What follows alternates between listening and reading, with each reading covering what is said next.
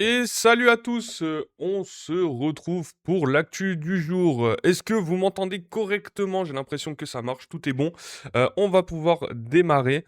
Heu, Hop, je réponds à un dernier message et on est parti.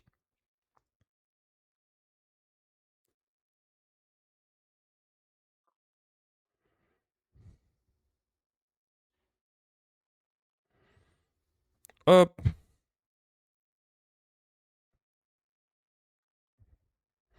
let's go! Ah, on m'entend correctement, tout est bon. Donc on va pouvoir démarrer tranquillement, tranquillement, ouais. Comme vous le voyez, j'ai mis mon petit maillot. Donc on va parler de l'équipe de France aujourd'hui, les amis, hein. On va parler de ce France-Norvège qui aura lieu ce soir, hein. Donc dans cette actu, il y a pas mal de choses à dire, hein. On va parler de cette équipe allemande, de la Belgique, des États-Unis évidemment, la Côte d'Ivoire, nos amis de la Côte d'Ivoire, le Sénégal aussi qui joue ce soir. Il y a pas mal de choses dans le sommaire, hein. Donc on va faire un petit tour tranquillement. En tout cas, j'espère que vous allez tous très bien pour cette fin de semaine, hein, juste avant le week-end, hein, et le début des 16e de finale de cette Coupe du Monde quand même. Donc ça va être plutôt pas mal. On a petit à petit un aperçu de ces 16e de finale, quelle équipe ne sera là, sera pas là, qui est qualifiée ou non. Ça revient au même, mais voilà, on va en discuter tranquillement. En tout cas, j'espère que vous avez passé une bonne semaine, que vous êtes prêts pour ce week-end d'anthologie avec la troisième victoire de l'équipe de France. Oui, je m'avance un peu, mais on est prêt en tout cas. Voilà, alors dans le sommaire, évidemment qu'on va parler du France-Norvège, l'équipe de France, hein, qui doit s'imposer pour finir première du groupe. On verra si c'est un avantage ou pas pour les Bleus, s'ils finissent premiers de leur poule. En tout cas, ils sont favoris, hein, même si cette équipe de Norvège, ça va pas être du tout cuit. Mais on va en parler. On parlera de Dayo Upamecano, le patron de la défense des Bleus face au défi Haaland à la Coupe du Monde 2026, hein. On va parler aussi de la concurrence Haaland-Mbappé, évidemment, hein, qui est le meilleur attaquant des deux, hein, qui est le plus fort. Voilà, hein, la France doit-elle avoir peur de la Norvège et en photo principale, évidemment, Erling Braut Haaland.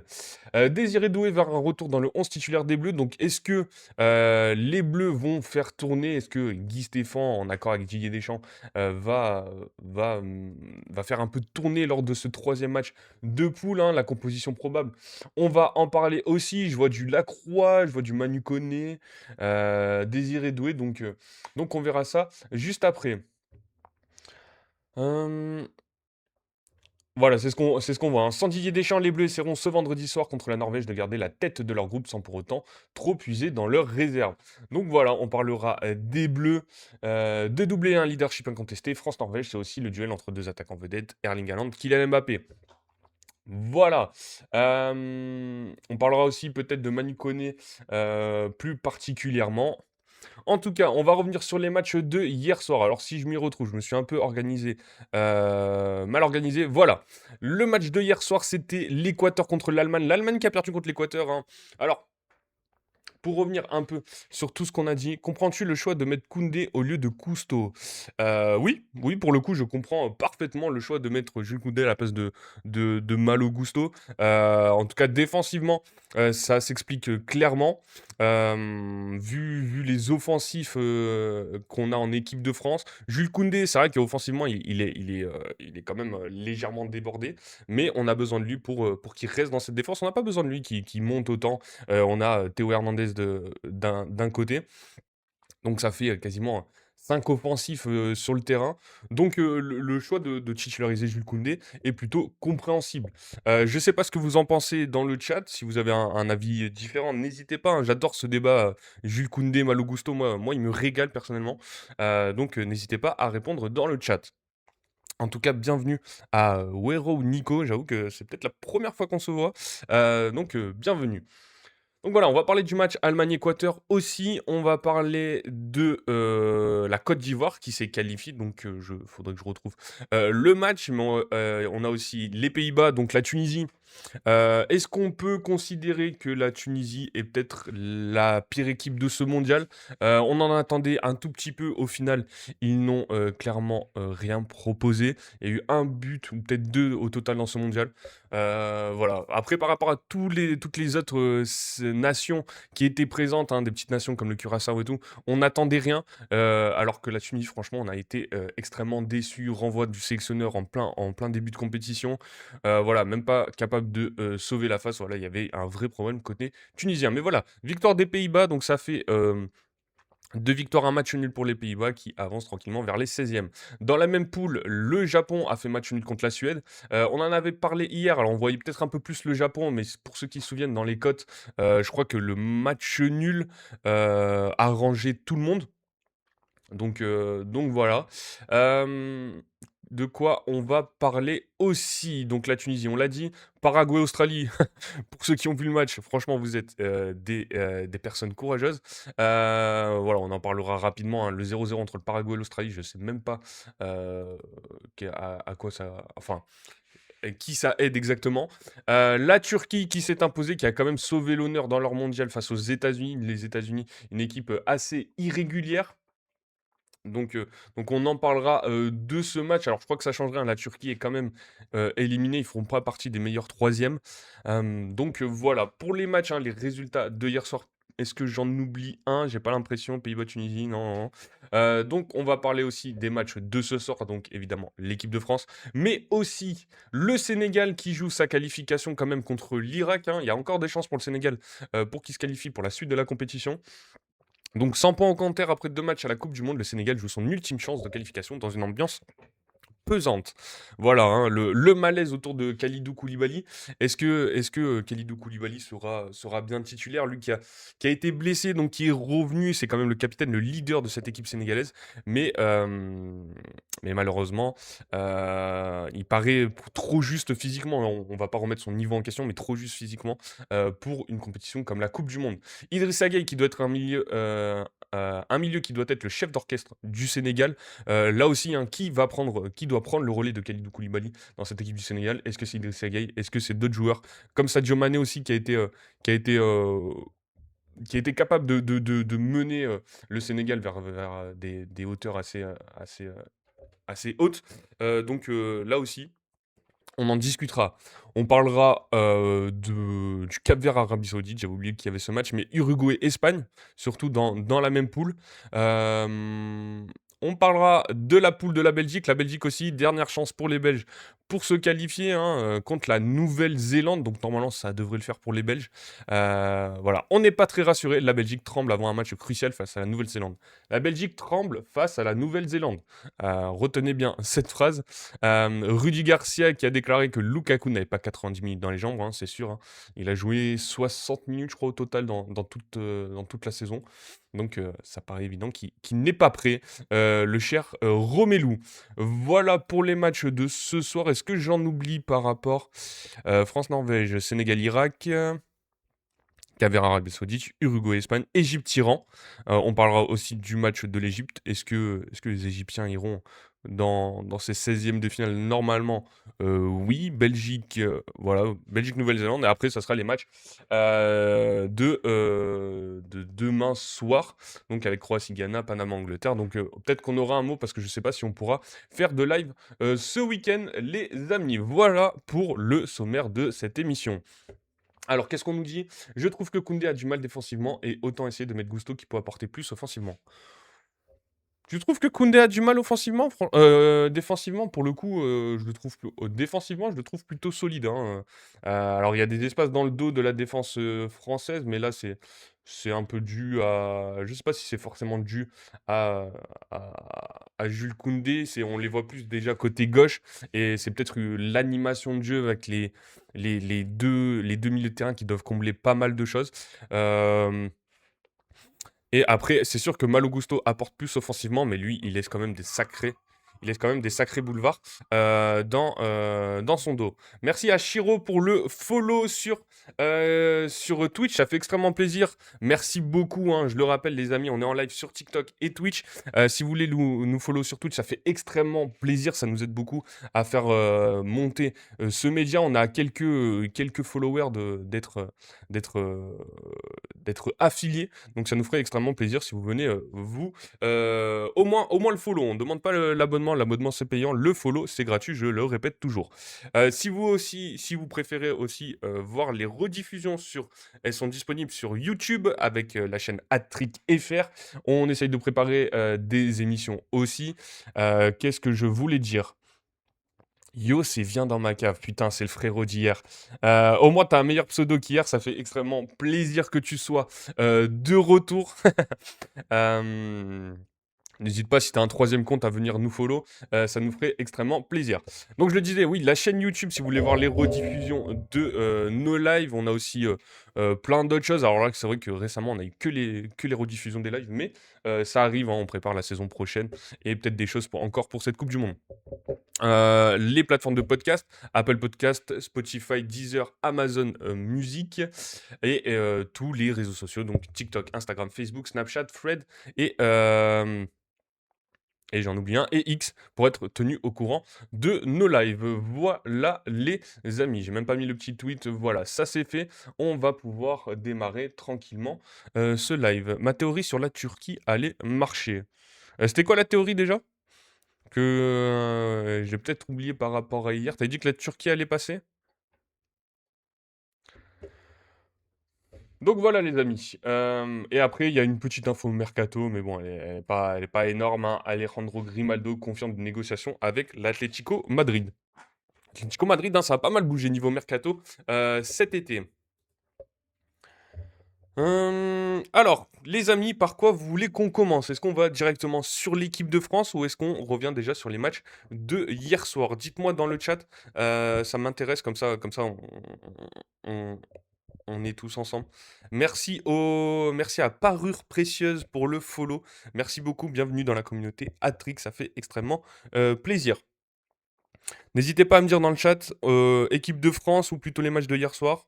Je vous laisse encore 5 petites secondes, sinon c'est moi qui choisis. Si l'Australie gagnait et la Turquie gagnait contre les États-Unis, ils avaient une chance. Ah oui, ok. Ok, ok. Ouais. Bah, malheureusement, l'Australie, match nul, hein. Pour ceux. Alors, je sais pas si tu t'es tapé tous les matchs encore une fois. Mais là, le Paraguay-Australie 0-0, fallait vraiment rester accroché, quoi. À 4 heures du mat en plus. Pouf. Euh, Mais il y a dû avoir des vaillants qui étaient devant ce match, bien sûr. Alors, les amis, on va aller sur. J'avais deux écrans. Attends, deux écrans pour. C'était quoi l'autre match? Oh la vache! Paraguay, Australie et Turquie, États-Unis. Putain, courageux, courageux, mon ami. J'ai vu le match, c'est nul. Bah, tu m'étonnes que ça avait l'air bien nul, Paraguay-Australie. Euh, salut à Zéro qui est présent sur le live, salut à Maroc33, salut à Gontran, salut, t'as combien sur MPP? Alors j'avoue que j'ai pas fait ma petite ligue MPP, je suis nul en prono. Ça me saoule de faire les pronos tous les jours comme ça, je préfère les faire en live avec vous. Comme ça, il y a une preuve, mais j'avoue que ma ligue MPP, je ne l'ai pas faite euh, cette année. En tout cas, j'avais deux trois résultats, il y en a deux trois où je me suis bien foiré. Mais non, je l'ai pas faite. Le score exact parti en fumée à la 98e minute. Pas de chance, hein, pas de chance hein, pour. C'était quoi, Turquie-USA, c'est ça? Ou ça a été marqué à la dernière minute? Ouais, c'est ça. Ok. Par contre, Turquie-USA, c'était bien. Bah déjà, il y a eu des buts, donc c'est sûr que ça fait plaisir, hein. Tu te lèves à 4 heures du matin, quoi, 6 heures, c'est-à-dire que tu as vu peut-être un but à 6 heures du mat. Bien joué en tout cas d'avoir regardé ces matchs, hein. J'avoue que moi je me suis fait les résumés, je les regarde plus tard dans la journée ou j'en regarde rapidement le matin, mais Mais bon, ça reste, compliqué de tout suivre honnêtement, hein. Donc on va démarrer tranquillement sur l'équipe de France. Je pense que c'est le sujet principal les amis. Si évidemment vous voulez parler d'autres sujets, on le fera, je répondrai à tout le monde, il y a pas de souci. Mais on va démarrer tranquillement sur cette équipe de France. Vous voyez, on a mis le petit maillot pour rendre hommage à 2018, hein, pas floqué, rien du tout, hein. 1 étoile. Turquie sur un but où l'USA se fait enfumer en fin de match, phase bien arrêtée, bien lente. Ah, eux aussi, ils étaient pas trop réveillés. Ça va être hard pour les 8 meilleurs troisièmes. Là aussi, c'est vrai, on va en parler, hein. Petit à petit, c'est ce que je disais tout à l'heure. Petit à petit, on voit exactement qui sera qualifié, qui sera pas là. Mais voilà, faut vraiment attendre jusqu'au bout, jusqu'au dernier match de poule qui aura lieu dimanche, si je dis pas trop de conneries, pour avoir vraiment nos 16e de finale. J'étais un peu déçu de Pays-Bas-Tunisie, je m'attendais à plus. Ouf, s'attendre à plus dans un match de la Tunisie, j'avoue que c'est compliqué quand même. Autant les Pays-Bas, bon, voilà, ils ont fait leur match tranquillement, ça a déroulé, mais bon, la Tunisie, waouh! Que je disais aussi, hein, c'est peut-être la pire équipe de ce mondial, hein. Une des équipes où on attendait peut-être un petit truc que ça joue un peu bien. Autant, allez, avec le Qatar et peut-être l'Ouzbékistan ou des trucs comme ça, mais vraiment la Tunisie, oh là là, c'est terrible de voir une nation toucher le fond comme ça. Euh, les Pays-Bas ont gagné en 5 minutes, ils gagnaient 2-0, ils ont bien géré. Tu m'étonnes. J'aurais préféré un 5-1 des Pays-Bas. Ok, ils voulaient vraiment que la Tunisie se fasse enfoncer, quoi.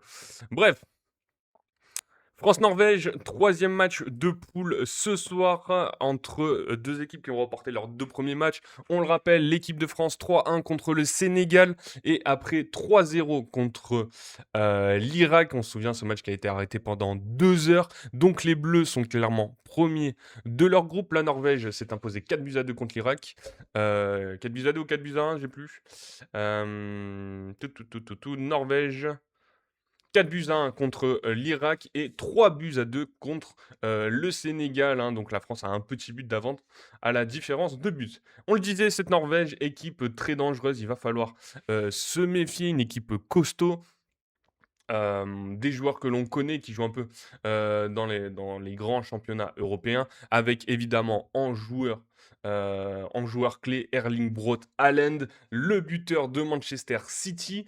Du côté de l'équipe de France, voilà, il y a quand même des armes, même si on parle d'un turnover côté bleu. Alors, la composition probable de cette équipe de Norvège, avec Nyland dans les cages, Ostigard ailleurs en défense centrale, Björkan à gauche, Pedersen à droite. Je crois que Ryerson, le latéral de Dortmund, s'est blessé. Donc déjà, on peut dire que c'est un petit point positif, hein, pour les Bleus que Ryerson ne soit pas sur le terrain. C'est un très bon latéral de cette Bundesliga. Au milieu de terrain, on a toujours Horst et Berg. Alors Horst, milieu de terrain de Benfica, très très bon joueur, hein, légèrement sous-coté. Moi j'aime beaucoup ce joueur. Et Berg, il me semble que c'est un joueur de Bodo Glimt. Bodo Glimt, hein, qui a fait une super saison de Champions League en tout cas. Et après, le troisième milieu de terrain, alors je m'attendais peut-être à Martin Odegaard. Là, on nous propose Torsved, pardon. Donc, est-ce que... Alors, j'ai pas vu d'infos passer au sujet de Martin Odegaard. Est-ce qu'il est de nouveau blessé ou c'est juste un choix de faire tourner? Parce que peut-être la Norvège aussi, hein, même s'ils finissent deuxième, voilà, ça les dérange pas. Un petit turnover avant les 16e de finale. Eux qui... alors, je crois pas qu'ils aient fait mieux, pareil aussi, que des phases de poule dans la Coupe du Monde. Faudrait vérifier. Mais voilà, déjà, finir deuxième du groupe, ça resterait énorme, sachant qu'ils ne peuvent pas être rattrapés par cette équipe du Sénégal ou de l'Irak, évidemment. Et devant, on aura Oscar Bob, enfin en tout cas c'est ce qu'on nous propose, Oscar Bob, Erling Haaland et Schleuderup. Pas de Alexander Sorloth, hein. On sait que Alexander Sorloth, bon, aux côtés d'Haaland, bon, c'est compliqué, et après le faire jouer côté droit, je pense qu'il en a clairement pas les capacités. Voilà pour cette équipe d'Allemagne, donc cette équipe d'Haaland carrément. Cette équipe de Norvège très très intéressante, hein, on le voit. Pourquoi la Norvège ferait tourner et chercher pas la première place, sachant qu'ils peuvent pas être troisième. Bah, juste, histoire d'aller le plus loin dans cette compétition, hein. Ils ont peut-être moins de bancs, de remplaçants compétents, pour aller très loin. Donc peut-être, essayer de faire tourner, d'inclure les joueurs et après l'équipe de France, hein. On le rappelle quand même, les amis, la Norvège est une super équipe de football, il y a pas de souci. On voit qu'il y a pas aussi Nusa dans cette compo probable, qui sont des top joueurs. Hem Être deuxième, c'est taper le gros tableau, dès les 16e. Mais après la Norvège, hein, à partir du moment où ils sont sortis des poules, ils ont réussi leur compétition, hein, pour le coup. Donc voilà, et il faut pas oublier quand même s'il ne faut pas les sous-estimer, l'équipe de France est clairement, favorite face à cette équipe de Norvège. Il y a aucun débat là-dessus, hein, pour le coup. Enfin, aucun débat, attention. Je pense en tout cas qu'il y a pas forcément beaucoup de débats sur, l'équipe de France est clairement, favorite. La France devrait gagner, voilà, on est plutôt gagnant, hein. Donc tu as envie d'aller chercher la win contre la France. Bah, tu vas pas tout donner. Je pense qu'ils vont pas tout donner pour aller chercher cette win contre l'équipe de France. Et pareil, on voit la France, ils ont fait tourner, mais ils ont quand même enfin, c'est prévu qu'ils fassent tourner, mais ils vont quand même garder une sacrée ossature, hein, avec les 3 zinzins devant. Mike Maignan qui sera titulaire, Dayot Upamecano. Enfin, c'est du turnover, déguisé, quoi, hein. La France devrait gagner. Elle est favorite, oui, mais je vois pas la Norvège juste l'accepter. C'est pas ce que j'ai dit, hein. C'est pas ce que j'ai dit, mais je pense qu'ils seront pas déçus de finir deuxième. Voilà. Euh, je prie toujours pour que l'Uruguay se fasse pas défoncer. C'est vrai que franco-uruguayen, euh, c'est vrai que franco-uruguayen, j'avais jamais vu. La Norvège va battre la France. Ok. Bon, après, chacun son avis, hein, mais voilà. Après, côté équipe de France, le classique 4-2-3-1. On le rappelle, hein, pas de Didier Deschamps sur le banc. On sait qu'il a eu un souci familial, donc il est revenu en France. Il devrait revenir pour les 16e, il n'y a pas de souci. Mais en tout cas, le 4-2-3-1 de l'équipe de France, ça sera sûrement avec Mike Maignan dans les cages. Dayo Upamecano, alors peut-être du turnover côté William Saliba, lui qui avait quelques problèmes de dos au début de la compétition, qui a quand même fait les 2 premiers matchs, et donc qui sera remplacé par Maxence Lacroix, pas de Ibrahima Konaté, pour le coup. À gauche, Théo Hernandez, lui qui n'avait pas joué contre l'Irak. Jules Koundé à droite, là aussi pas de Malo Gusto. Euh, et au milieu de terrain, Manu Koné qui a fait un très bon match contre l'Irak et Aurélien Tchouaméni qui n'était pas présent du coup lors du match précédent. Donc c'est plutôt Adrien Rabiot qui ira sur le banc se reposer. Et après en attaque par contre, euh, les Bleus ont quand même envie de marquer des buts.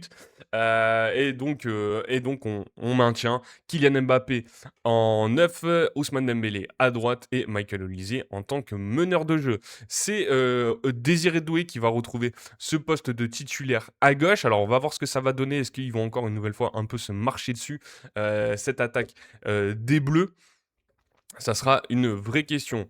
Sachant que contre l'Irak déjà, il y avait eu quelques changements de la part du staff des Bleus. Donc voilà, petit à petit, tout le monde risque de jouer. Il y a juste voilà, les intouchables, Mike Maignan, Upamecano, Jules Koundé quand même, Jules Koundé intouchable, hein, Dembélé, Olise, Mbappé.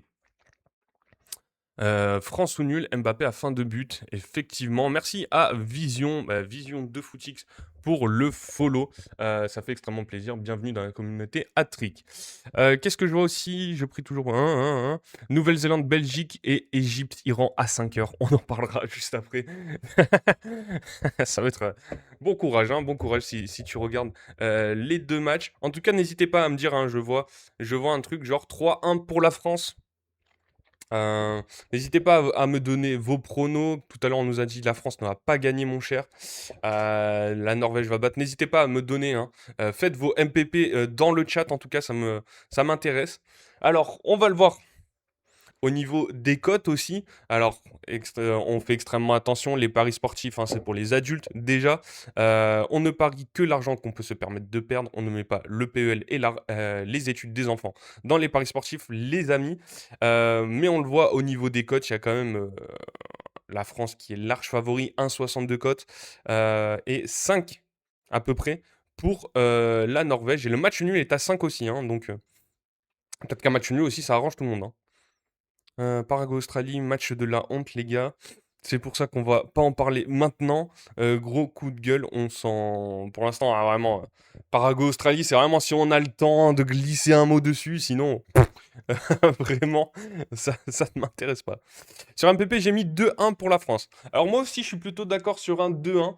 Ce que j'aimerais bien aussi, même un 1-0, c'est pareil, je le dis depuis le début du tournoi. En poule, si tu peux faire que des clean sheets, c'est vraiment parfait. T'envoies un message comme quoi t'es solide. Euh, voilà, tu gagnes 1-0, 2-0, tu prends pas de but en plus contre une équipe où on a un serial buteur quand même dans cette, euh, dans cette équipe norvégienne. Donc voilà, 1-0, 2-0 avec un petit clean sheet, moi je prends tous les jours. Euh, Ah merde, putain. Alors, on a vu contre le Sénégal que les espaces entre défenseurs centrales et latéraux sont exploitables. Il y a beaucoup de place. Tu parles pour l'équipe, tu parles pour la Norvège, mon cher Zéro. Je parie ma femme, je peux me permettre de la perdre. C'est pas bien. C'est pas bien. Faut pas dire des choses comme ça. Respectez vos femmes, les amis. Euh, J'avoue que c'était un peu drôle. 2-1 Norvège, d'accord.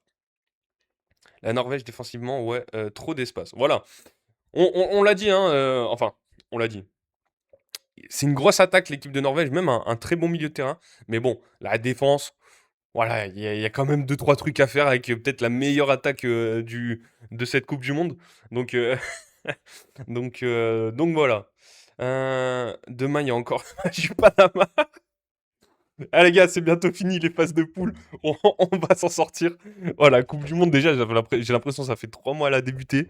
Euh, c'est bientôt fini les phases de groupe, on va enfin avoir du vrai football.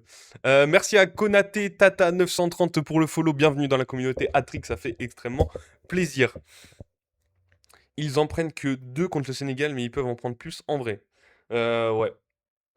Ouais, ouais, ouais, ouais, ouais. Mais après, ils arrivent à en mettre 4 quand même à chaque fois, donc.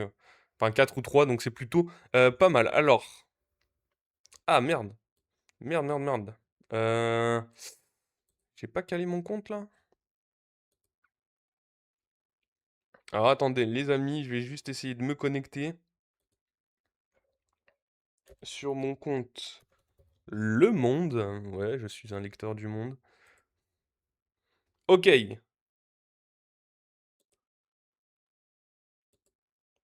ok, ok.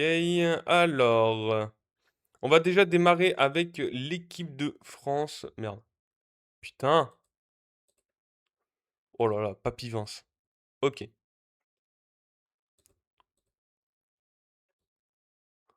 ok. On est bon. Hum, hum, hum. Je pense Saliba et n'importe qui sera mieux que n'importe quelle charnière que la Norvège a tapé.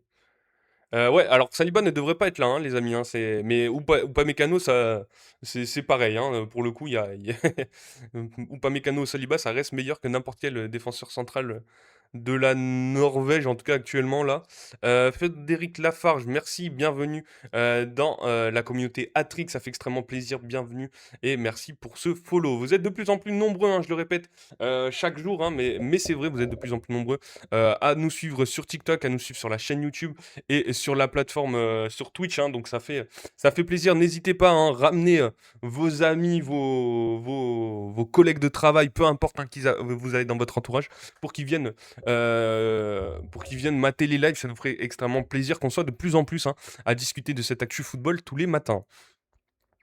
Donc à mesurer les 4 buts par match contre l'Irak, Macédoine, etc. Ah, ils en ont mis 3 quand même, à une grosse défense du Sénégal, même si Kalidou Koulibaly, il était un peu aux fraises. Ils ont quand même mis 3 au Sénégal, il faut pas leur enlever, tout leur enlever non plus, hein. À l'équipe de France, on a gagné contre l'Irak 3-0, pareil.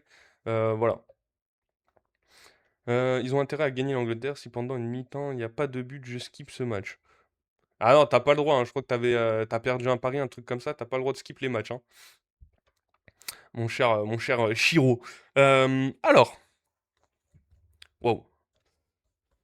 On va démarrer, bah, déjà, on nous parlait des défenseurs français, donc on va démarrer sur Dayo Upamecano, le patron de la défense des Bleus, face au défi Haaland à la Coupe du Monde. C'est un article de Alexandre Lemarguier pour Le Monde. Le footballeur du Bayern Munich aura la lourde charge de limiter l'influence d'Erling Haaland, le buteur de Manchester City, vendredi 26 juin, lors du choc entre la France et la Norvège. Prono petite cote, la France ou nul et moins 4,5 buts. Moins 4,5 buts, oui. Facile. Ah, quoique. 4,5 buts. Hmm. Ouais, en vrai, ouais. Sénégal-Irak, vous en pensez quoi? Cote à 1,45. Pourquoi? Pour le Sénégal? Oh bah oui, le Sénégal. Sénégal, de toute façon, il faut qu'ils en mettent au moins 3 dans le match. Il faut qu'au moins ils gagnent 3-0 net, hein, pour espérer être dans les meilleurs huitièmes, je crois. Donc voilà. Ouais, Sénégal vainqueur, franchement, ça, y a pas trop de risques. Alors, il aura fallu 6 ans arriver sur la pointe des pieds en sélection nationale en septembre 2020. Dayo Upamecano s'est peu à peu imposé au sein de l'équipe de France de football, au point d'être aujourd'hui considéré comme le vrai patron de la défense. Le joueur de 27 ans qui effectue un début de Coupe du Monde de haut niveau va avoir la lourde charge de limiter l'influence d'Erling Haaland lors du match des Bleus contre la Norvège, vendredi 26 juin à Boston. Petit débat aussi, alors, débat qui n'a pas forcément beaucoup d'intérêt, mais j'aimerais toujours savoir, hein, qui vous préférez en défense centrale entre Dayo Upamecano et William Saliba. Si vous devez choisir un des deux pour, je sais pas, reconstruire votre défense, sans parler d'équipe de France, mais peut-être en club, si vous avez un choix à faire entre William Saliba et Dayo Upamecano, vous choisissez qui, les amis? Salut, honnêtement, je vois un match ce soir assez fermé. J'espère, je me trompe, il n'y a pas vraiment. Bah, deux équipes qui encaissent quand même des buts. Je vois moins un match fermé, peut-être. Je sais pas, peut-être un 2-2, hein, au final. 2-2, 3-2, bon, ça niquerait la cote de notre ami Yusha. Mais Upamecano sans hésitation, monstrueux. Ok, sans hésitation. J'écoute. Est-ce qu'il y a d'autres avis au sujet? Débat, Upamecano, Saliba, qui est le meilleur? Le pilier de la charnière centrale tricolore sera opposé à l'un des plus grands buteurs de la planète, déjà auteur de 4 buts en 2 rencontres, un défi de taille pour le pensionnaire du Bayern Munich qui déterminera en grande partie l'issue de ce troisième match de poule, décisif pour obtenir de la première place du groupe I. Le combat à venir face aux géants de Manchester City n'est pas de nature à effrayer cet imposant gabarit, 1,85 m pour 79 kg, très puissant mais aussi rapide dans ses courses, qui a déjà dit son amour pour les duels. Upamecano a l'habitude d'affronter les meilleurs avant-centres. La question c'est surtout, Haaland va-t-il réussir à se libérer de son marquage? Relève Patrick Guillou, spécialiste de la Bundesliga et consultant pour beIN Sports qui diffuse le mondial. Le natif d'Évreux, qui compte 40 sélections, 2 buts, a été d'une solidité implacable lors des 2 premières sorties des Français aux États-Unis, confirmant qu'il avait changé de statut. Il a impressionné lors de la victoire contre le Sénégal, mardi 16 juin à New York, avec des interventions pleines d'autorité. Saliba a perdu un peu en valeur, je trouve, et la finale en Ligue des Champions l'a un peu affecté, mais alors Upamecano très très puissant. Ok, ok, ok, ok, ok. Ouais, j'avoue que c'est compliqué. J'ai trouvé Upamecano hyper solide là depuis cette année, mais William Saliba, c'est quand même dans la régularité, c'est peut-être un peu meilleur, je pense, parce que Upamecano, il y a des saisons où il s'est quand même, surtout en Ligue des Champions, je me souviens de deux trois matchs où il fait des putains de bourdes et des erreurs assez où il plombe un peu le Bayern. Euh, mais c'est vrai que là, à l'instant T, j'irais plus peut-être. Ah, je sais pas, je pense que je garderai quand même. Après, William Saliba, il a vraiment cette entente avec Gabriel en club. Donc, et Upamecano, il a Jonathan Tah à côté. Ah, c'est un vrai débat. Mais en tout cas, je vois qu'il y a que du Upamecano. Il a tout, Upamecano. Vitesse, physique, jeu de tête, relance, il est vraiment impressionnant. Ah, c'est sûr que physiquement, peut-être qu'il est plus costaud qu'un William Saliba. Mais après, tu vois, vitesse, vitesse, jeu de tête, relance, je pense que William Saliba, il est quand même peut-être meilleur, hein. Bref. Moi, j'irais sur William Saliba pour le coup. Performance de haut vol. Contrairement à l'ensemble du groupe tricolore qui avait mal commencé la partie avant de se reprendre en seconde période, Dayo Upamecano s'est montré constant. Après le coup de sifflet final, le sélectionneur Didier Deschamps a même reconnu qu'il était devenu le leader de sa ligne arrière en saluant sa capacité à mener le combat, à gagner les duels, mais aussi sa clairvoyance lorsqu'il s'agit de ressortir le ballon proprement. Après, je dis pas que Saliba est mauvais, mais je trouve que Saliba est meilleur à Arsenal avec Gabriel. Ah non, mais on n'est pas en train de dire que l'un ou l'autre est mauvais, attention, attention. Mais voilà, si, je sais pas, vous êtes le Real Madrid, ou peu importe, hein, le FC, enfin, peu importe le club qui a envie de reconstruire sa défense centrale, il a le choix entre Dayo Upamecano et William Saliba, qui vous choisissez. Mais les deux sont peut-être, c'est peut-être la meilleure charnière de ce mondial, hein. Pour le coup, il y a pas vraiment à discuter. De nouveau intraitable face aux attaquants adverses, 6 jours plus tard, lors du succès contre l'Irak, la Philadelphie, le joueur s'est justement distingué par la précision de ses longues passes, tout sauf une surprise pour ceux qui l'observent depuis son arrivée au Bayern Munich en 2021, où il enchaîne depuis plusieurs mois les performances de haut vol. Upamecano est dans la lignée de ses dernières performances en club, où il a excellé toute la saison, estime Patrick Guillou. À ses yeux, l'ex-joueur de Leipzig a énormément progressé ces 2 dernières années en Bavière, grâce aux consignes de son entraîneur Vincent Kompany, qui a évolué au même poste au cours de sa carrière de joueur. C'est vrai que Vincent Kompany, il a dû apporter deux-trois tips à Dayo Upamecano plutôt bien sentis. Il a enrichi son bagage tactique en le poussant à avoir un positionnement très haut avec la volonté de jouer dans le camp adverse, explique l'ex-joueur professionnel, cela lui a permis de franchir un cap et de changer de catégorie pour devenir l'un des meilleurs défenseurs centraux du monde. Bah les deux, avec Rudiger en remplaçant la boucherie. Pas faux. Persévérance. Sa montée en puissance a pourtant été progressive depuis le début de sa carrière, contrairement à d'autres talents de sa génération, ou pas, a déjà plusieurs années avant d'atteindre le plus haut niveau. Cela a mis un petit peu de temps, mais là, il prend de la place, a déclaré Didier Deschamps le 16 juin. Que ce soit en club ou lors de ses premières apparitions en sélection, il a longtemps eu l'image d'un joueur irrégulier capable de passer au travers d'une rencontre à cause d'erreurs, d'inattention ou d'un mauvais placement. En octobre 2021, en Coupe d'Allemagne, il avait par exemple symbolisé le naufrage du Bayern lors d'une défaite mémorable contre le Borussia Mönchengladbach. Totalement dépassé, le joueur alors âgé de 23 ans était même sorti peu après la mi-temps. En équipe nationale, il avait étalé sa trop grande inconsistance lors d'un revers contre le Danemark en septembre 2022. Ce temps est désormais révolu depuis Dayo Upamecano a résolu ses difficultés de concentration et sait mieux anticiper les différentes phases de jeu. J'ai beaucoup gagné en maturité, je suis bien entouré par ma famille et j'ai des coachs qui me mettent en confiance en bleu et au Bayern, expliquait-il devant la presse en novembre 2025.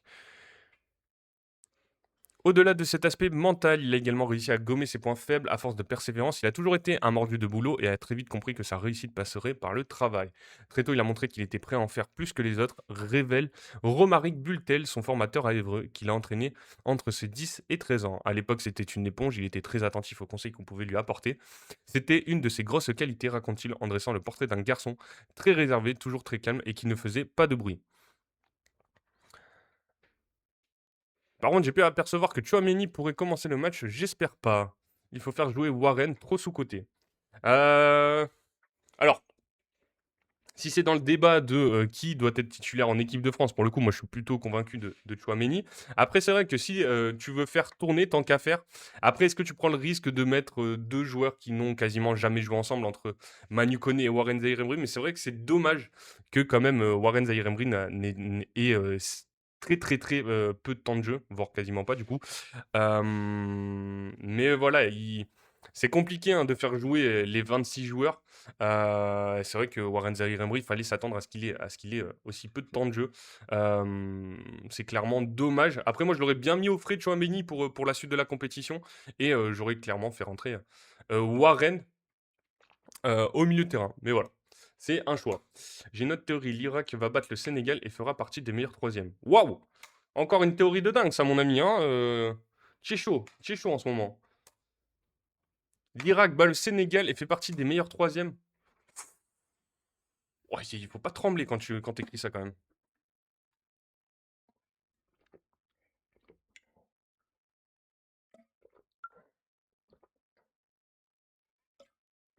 Je suis pas très satisfait de Chouameni, pourtant je le suis au Real, etc. Mais Warren mérite et peut apporter beaucoup.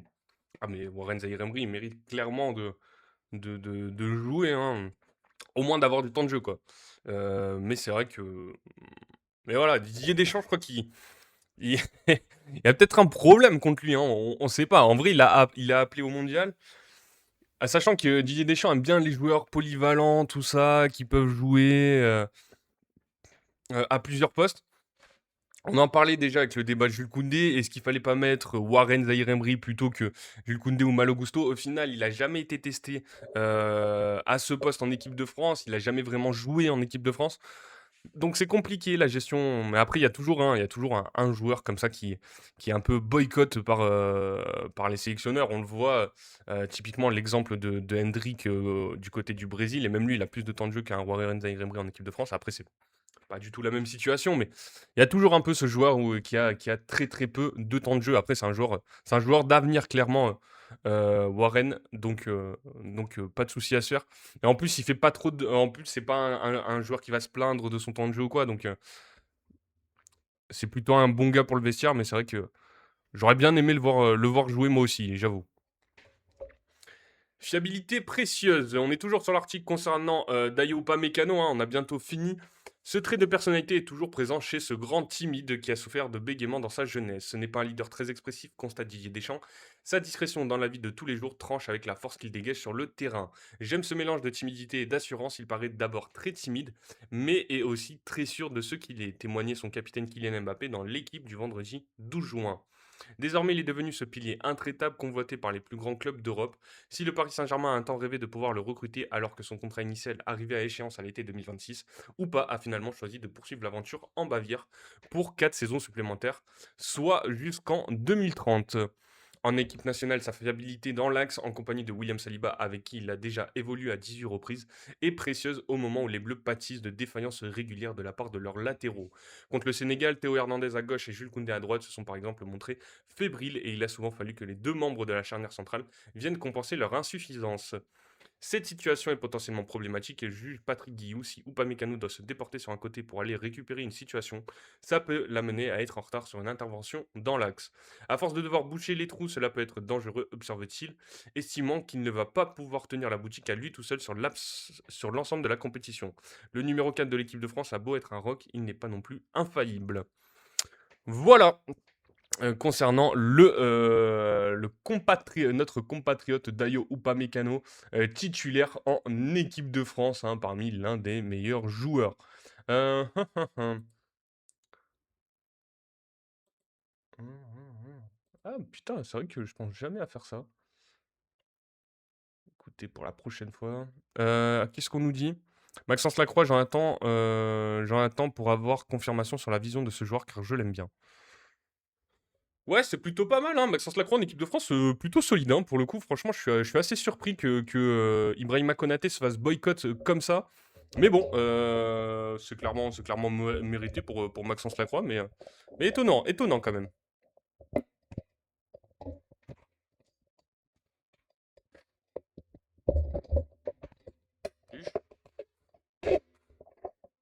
Désolé, je règle mon micro, les amis.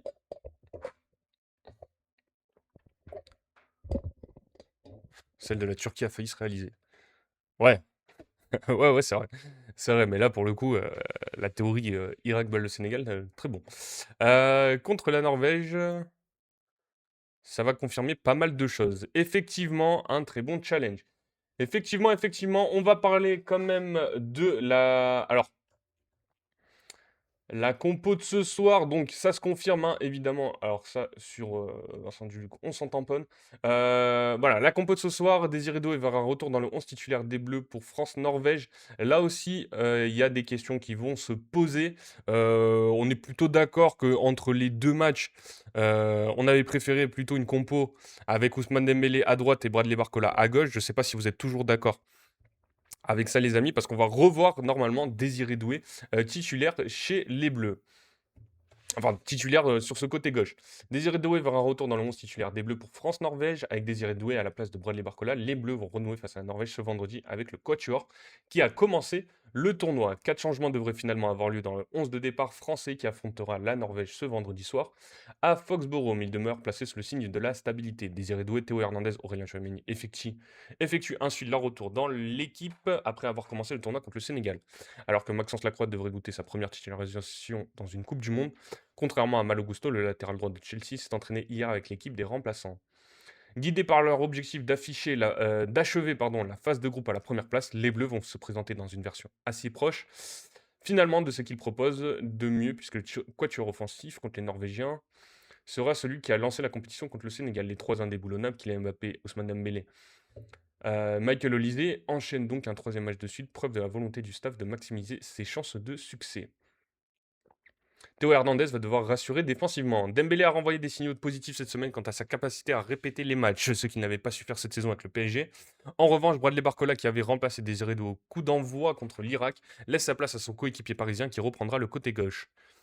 La concurrence à laquelle ces deux-là se livrent pour la 4e place en attaque n'est sans doute pas finie pour autant. La réflexion de Didier Deschamps et de Guy Stéphane se poursuit quant à celui qui sera le meilleur complément des trois autres. Doué a une nouvelle chance de démontrer que sa forme du moment et ses qualités de percussion peuvent faire de lui un allié précieux pour Mbappé et Olise. Mais la vitesse et la capacité à prendre la profondeur de Barcola ont séduit le staff par ailleurs. Une nouvelle alternance pour les 16e de finale n'est donc pas à exclure. Même cette alternance existe au poste de latéral gauche où Théo Hernandez devrait lui aussi de nouveau être aligné face aux puissants attaquants norvégiens. Le latéral Dalilal ne va pas seulement devoir étaler ses talents offensifs, il va devoir offrir aussi des garanties défensives, ce que Lucas Digne a apporté face à l'Irak, même si l'opposition n'était pas non plus du même niveau que celle du Sénégal. Si la stabilité semble de mise en attaque, elle est presque tout autant en défense, où Théo Hernandez ne sera cependant pas le seul changement. Lacroix remplacera ainsi William Saliba, ménagé, et qui n'a pas pris part à la séance d'hier. Problème de dos, hein, sûrement. Le staff souhaite préserver au mieux le défenseur d'Arsenal qui souffre du dos. En revanche, il ne semble pas question de ménager Koundé, pressenti pour enchaîner lui aussi. La question de titulariser Gusto s'est posée, mais à l'image de Dembélé, le défenseur de Barcelone ne ressent pas non plus le besoin de souffler. Parfait. Doué, je n'ai pas de crainte. Là où j'ai le plus de crainte et que j'espère qu'il va rassurer et montrer son niveau, c'est Théo. Alors là, clairement, Théo Hernandez, il faut vraiment qu'il se mette un putain de coup de pied au cul. Parce que sinon, ça va être vraiment compliqué pour la suite de la compète, hein. USA Bosnie-Herzégovine à 2 heures, même au 16e de finale, il y a des purges. Ah, ça. USA Bosnie, c'est ça le 16e de finale? La vache. C'est acté ça? Phase finale. Alors on aura bien Afrique du Sud, Canada, Pays-Bas, Maroc, États-Unis, Bosnie-Herzégovine, Brésil, Japon. Pas mal ça. Oh là là, oh là là. États-Unis, Bosnie-Herzégovine. D'ailleurs, pourquoi pas Lucas? C'est vrai ça? À gauche? USA, Bosnie, ça joue, je vous trouve dur. Ah ouais?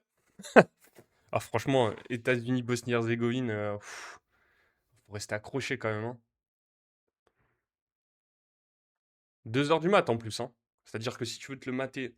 Pour moi, les États-Unis, c'est une équipe clairement inconstante. Ils ont des bons joueurs. Mais voilà, je suis pas du tout fan. Avec tout le respect, je pense les États-Unis vont faire le taf. Je pense aussi que les États-Unis vont passer contre la Bosnie. Et après, pareil, la Bosnie, ils ont deux, trois joueurs qui sont plutôt pas mal, mais sinon, le reste, c'est compliqué quand même à regarder jouer. Contre la Turquie, il avait rien à jouer, il a fait tourner. Je parle pas forcément de la Turquie, hein, mais sur l'ensemble de leur compète pour l'instant, bon, les États-Unis,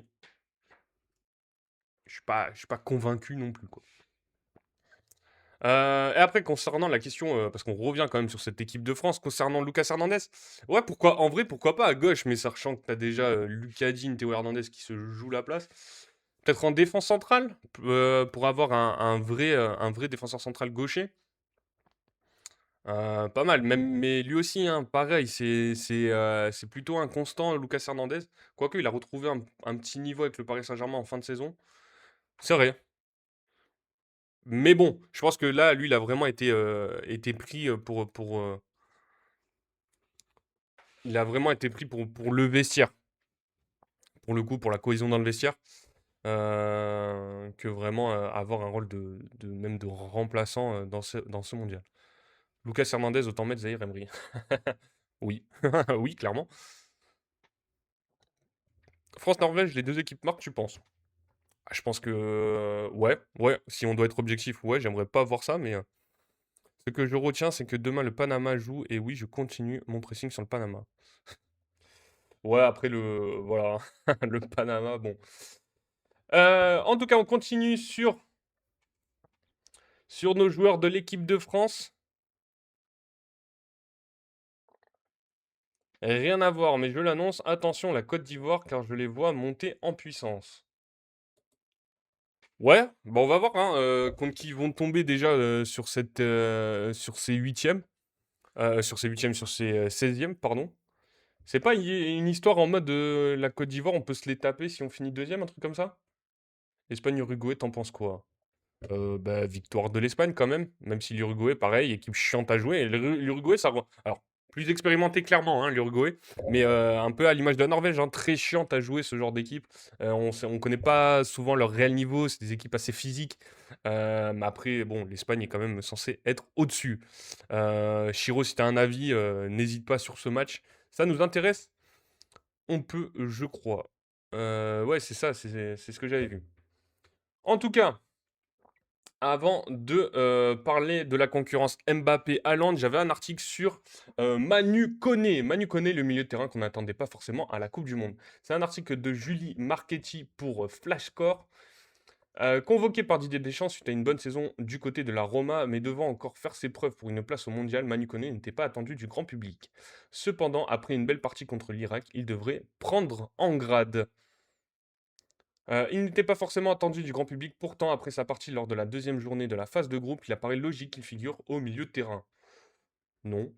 Préféré à Aurélien Tchouameni lors du match contre l'Irak, Manu Koné a prouvé qu'il était probablement l'élément défensif qu'il fallait aux Bleus. Non plus. Résultat, il devrait encore aider la France en progressant dès le coup d'envoi contre la Norvège ce vendredi. Manu Koné, franchement, ce joueur, il est tellement efficace.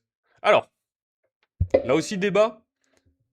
Titulaire en équipe de France au milieu de terrain, je veux vos deux milieux de terrain titulaires. Si vous devez faire l'équipe type de l'équipe de France, qui sont les titulaires au milieu de terrain? Chouameni, Rabiot, Zaïre Emery, Manu Koné, N'Golo Kanté. Est-ce que j'en oublie un? Non, je crois pas. Voilà, si vous devez choisir votre double pivot, qui vous prenez? Une réactivité et un don pour le contre-pressing. Il a touché 85 ballons lors de son entrée en lice dans la Coupe du Monde. Titularisé aux côtés d'Adrien Rabiot dimanche, ce milieu de terrain romain a fait preuve d'une bonne anticipation tout en relançant activement ses coéquipiers. Il est également sorti vainqueur dans 10 de ses duels et engagé une passe longue lors du deuxième but de Kylian Mbappé, prouvant à la fois son dynamisme et sa réactivité. De plus, il a rayonné de par sa sérénité ainsi que sa capacité à déclencher des contre-pressings avec une expérience de 2 ans en équipe de France bien quantifiée par des blessures. Le joueur semble rôder pour déjouer les plans adverses et aller de l'avant. Koné Rabiot ou Warren, il n'a pas joué pour l'instant. Ok, ok. Warren à la place de qui?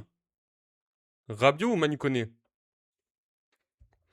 Dans un milieu peu garni, 5 titularisations possibles, il possède aussi la capacité d'évoluer tant avec Chouamini qu'avec Rabiot, ce qui est aussi avantageux dans des schémas différents. Je suis satisfait de ma prestation individuelle, a-t-il d'ailleurs clamé lors de la zone mixte post-match. Et puisque Didier Deschamps a paru l'être tout autant, il devrait donc se trouver dans le 11 de départ face à la Norvège. Une saison solide. Le joueur a effectué 29 apparitions en Serie A. Il a d'ailleurs inscrit 2 buts et distribué 3 passes D. Ses performances lui ont valu une reconnaissance en Italie et l'intérêt des gros clubs européens. Arsenal, Atlético de Madrid. Il est également devenu l'un des cadres des Giallorossi. Grâce à sa régularité, l'équipe jouera la Ligue des Champions l'année prochaine. En mission, let's go, gloire à Dieu. nous a dit Manu Koné après son match contre l'Irak. Son expérience, il la met déjà au service des Bleus, prêt à servir. Il devrait continuer à progresser durant ce mondial. Il pourrait ainsi être l'une des révélations. Donc, un Rabiot, après Rabiot Costo et l'expérience, donc assez compliqué de débattre.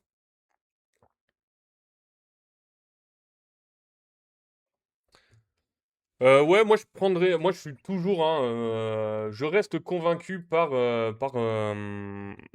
Aurélien Tchouaméni et Adrien Rabiot pour ce milieu de terrain de l'équipe de France. On va parler de la concu Erling Haaland, Kylian Mbappé, hein, c'est ça qui fait, on aime bien le débat quand même. Deux doublés et un leadership incontesté. Norvège-France, c'est aussi le duel entre deux attaquants vedettes, Erling Haaland et Kylian Mbappé. L'affrontement entre la Norvège et la France doit aussi être celui entre Erling Haaland et Kylian Mbappé, deux stars dans le duel annoncé, ont pris un peu de temps avant d'exploser. C'est un article de Damien Decor et Pierre-Étienne Minonzio pour l'équipe, même s'il existe un doute sur le fait qu'Erling Haaland débute la rencontre vendredi soir. Il aura forcément du temps de jeu à Foxborough et croisera donc la route de Kylian Mbappé. Leur duel s'annonce aussi explosif que leurs débuts respectifs dans cette Coupe du Monde. Deux doublés de chaque côté, une qualification déjà assurée, un leadership incontesté. Sur leurs équipes, les deux attaquants stars avancent vers ce Norvège-France avec un appétit féroce et la même envie de marquer l'histoire. Leur histoire commune, en revanche, se limite à trois confrontations directes. Elle avait commencé lors d'un huitième de finale de la Ligue des Champions entre le Paris Saint-Germain et le Borussia Dortmund à l'hiver 2019. Elle aurait pu s'étoffer ensuite de quelques secondes puisque le Real Madrid et Manchester City, où les deux hommes ont poursuivi leur carrière, se sont affrontés à plusieurs reprises. Mais les blessures de l'un et l'autre l'ont contrarié. Seul un City Real les a opposés directement en février 2025. Le Norvégien a marqué un doublé, le Français une seule fois, mais le Real s'est imposé. Un immense respect mutuel. Mbappé et Haaland ne se sont pas croisés souvent sur un terrain et encore moins en dehors. Les deux attaquants partagent le même équipementier, figurent dans des mêmes spots publicitaires, mais les tournages ont été effectués séparément. Une fois seulement, ils ont eu l'occasion de se croiser par hasard à l'aéroport du Bourget, alors que l'un et l'autre prenaient des vols privés vers des destinations différentes. Les cérémonies du Ballon d'Or ont été une autre occasion de les réunir et de voir le Français rigoler aux blagues du Norvégien. S'ils ne se connaissent pas intimement, ils éprouvent néanmoins un profond respect mutuel. Alf Inge Haaland, le père, déclaré récemment sur RMC, ils s'opposent déjà depuis longtemps. Je pense qu'ils aiment ce challenge et que cela les motive l'un et l'autre. Si l'un marque, l'autre veut aussi marquer. Kylian est un joueur fantastique. Erling est aussi en train de devenir un très grand joueur. C'est un duel qui sera très intéressant pour l'avenir. Sera-t-il aussi intense et long que celui qu'ont entretenu Lionel Messi et Cristiano Ronaldo? Pour le moment, ils accusent un peu de retard. Ouais, un peu, voire pas mal de retard hein, quand même, hein. Les deux, ils ont quasiment 26-27 ans, voire 28. Euh, voilà, Lionel Messi, Cristiano Ronaldo, il y avait déjà deux trois ballons d'or dans la sacoche pour les deux, hein. Hein, hein, hein. Ce soir, il y en a bien un qui fait bloquer et pas laisser d'espace, c'est Odegaard. Après, Odegaard, hein, il n'est pas dans la composition probable. Je ne sais pas s'il a un pépin physique ou quoi. Mais attention, hein, peut-être qu'il pourrait ne pas jouer, hein. On peut avoir soit Norvège-Côte d'Ivoire en 16e, soit France-Côte d'Ivoire. Ah, le France-Côte d'Ivoire, ça voudrait dire que la France a fini deuxième, donc je prends pas. Mais j'aurais bien voulu, voilà, si ça a été que mon avis, j'aurais bien voulu voir le France-Côte d'Ivoire, hein, un petite revanche après ce match de préparation raté des Bleus, euh, remontrer qui est qui. Odegaard passeur sur Haaland est dangereux. Ouais. Ouais, ouais, après, voilà, comme je le redis, à voir si Odegaard est titulaire. Alors, des saisons en club Inabuchi. À l'automne dernier, le Scandinave et le Bondinois ont donné l'impression d'être lancés en compagnie d'Harry Kane dans une course folle pour décrocher le soulier d'or, la récompense qui sacre le meilleur buteur européen.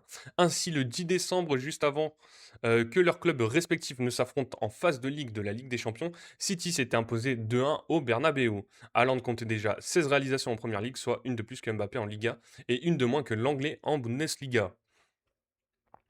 Lors des mois qui ont suivi, Kane s'est clairement détaché dans cette compétition à 3, terminant la saison avec 61 buts avec le Bayern, toutes compétitions confondues, loin devant le Français 42 et les Norvégiens 38, qui ont vécu des printemps frustrants. Merci à Vixama Perol pour le follow. Bienvenue dans la communauté Hattrick, ça fait extrêmement plaisir. Le premier a dû se résoudre à ce que le Real conclue la saison sans titre, tandis que le second a laissé échapper une première ligue qui semblait pourtant à portée de main pour City fin avril, après des succès convaincants en League Cup et Cup. Mais ces deux-là, Haaland et Mbappé, ils ont soif de but et de rivalité. Donc, ça va être vraiment intense. Bonjour à tous, salut à Tony, Soares, Fegueras, bienvenue une nouvelle fois sur ces lives. J'espère que tu vas bien. Euh, Cette Coupe du Monde s'apparente donc pour le duo à une possibilité de terminer l'exercice 2025-2026 sur une bonne note dans des contextes certes différents, là où Mbappé, en habitué de la compétition, vise clairement le titre mondial, allant d'en profiter au mieux d'un tournoi qu'il découvre, puisque sa sélection n'y avait plus pris part depuis 1998. Cherki l'a mis commun entre Mbappé et Haaland, un trait d'union, leur amitié avec Ryan Cherki. Partenaire du Madrilène en équipe de France, coéquipier du Norvégien à Manchester City, l'ancien Lyonnais a tissé des liens profonds avec les deux stars et développé avec elle une complicité extra-sportive. Cherki connaît Mbappé depuis de longues années par le biais d'une personne proche des deux familles, elle-même devenue très proche. Le capitaine de l'équipe de France a ainsi accueilli le Citizen en sélection en juin 2025 avec une bienveillance protectrice. Entre les deux, la relation hors terrain ressemble presque à celle d'un petit frère avec son aîné. Norvège-France, nul. Colombie-Portugal, nul. Ok, ok, voilà. On vous envoie des pronos comme ça, c'est gratuit, les amis. En tout cas, dis-moi le score aussi, hein, Tony Suarez. Ça m'intéresse. Je vais dire le classement des meilleurs troisièmes. Allez, on t'écoute, mon cher Chiro. Et nous, on continue. Notre article. Avec Haaland qu'il connaît depuis moins longtemps forcément, l'affinité a été rapide et elle n'est pas seulement liée à leur entente naturelle dans le jeu, dans le vestiaire. Les deux aiment plaisanter, se charrier mutuellement, diffuser dans une énergie positive. Ils se voient peu en dehors, l'un et l'autre étant assez casaniers. Mais échangent régulièrement par message, il est possible cependant que le volume des échanges ait un peu diminué à l'approche du rendez-vous de Foxborough, mais il pourrait repartir très vite à la hausse en mode chambrage sitôt le coup de sifflet final. Des styles de jeu très différents. Il y a 2 ans, alors qu'il lui était demandé de comparer Haaland et Mbappé, l'ancien défenseur international anglais Rio Ferdinand avait affirmé: Haaland a besoin d'une équipe autour de lui qui lui crée des occasions de but. Mbappé aussi, sauf qu'il a cette capacité à faire la différence par lui-même et de prendre un match à son compte. Une analyse un peu réductrice tant il présente en réalité des profils très distincts. Les statistiques de leur saison en club fournies par Opta illustrent qu'ils occupent des positionnements très différents. Le Madrilène privilégiant le demi-espace à gauche de la surface où il reçoit la majorité de ses ballons, tandis que le Citizen s'affirme comme un joueur de surface, il y touche 27% de ses ballons contre 17 pour le Français. Par ailleurs, s'ils se révèlent tous les deux redoutables lorsqu'ils sont en profondeur, Mbappé cherche souvent à prendre la vitesse avant d'enchaîner un dribble avec un tir, tandis que Haaland excelle lorsqu'il s'agit de couper des centres. Reste un domaine où leurs talents se rejoignent, l'adresse devant le but, puisque tous deux affichent un pourcentage très élevé de tirs cadrés avec leur club en 2025-2026, 60,5% pour le Scandinave, 61,4% pour le Bondinois. Une adresse hors norme qu'ils pourraient de nouveau mettre en pratique vendredi soir. Mais en tout cas, j'ai hâte de voir ce match, hein. Moi, Kylian Mbappé, Erling Haaland, le choc des deux attaquants, hein.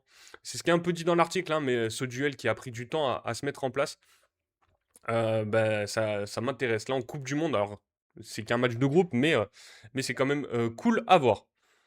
Norvège 2, France 2, Colombie 1, Portugal 1. Ok, ok, on verra ce qu'il en est pour ces deux matchs. Et on avait quand même un article concernant cette équipe de la Norvège. Coupe du Monde, la France doit-elle avoir peur de la Norvège? C'est un article de Baptiste Després pour le Figaro. Alors j'ai trouvé cet article rapidement, j'avoue. La question du jour, opposée à la Norvège ce vendredi lors de la troisième journée de la phase de groupe. Les Bleus, qualifiés en 16e de finale, savent à quoi s'attendre. Alors, non, la France ne doit pas avoir peur de la Norvège. L'idée n'était pas de dire que la France écrasera la Norvège vendredi au Gillette Stadium, mais si les Bleus se mettent à avoir peur de la 22e nation au classement FIFA, autant plier bagage. Waouh! Confiance ou arrogance dans cette phrase?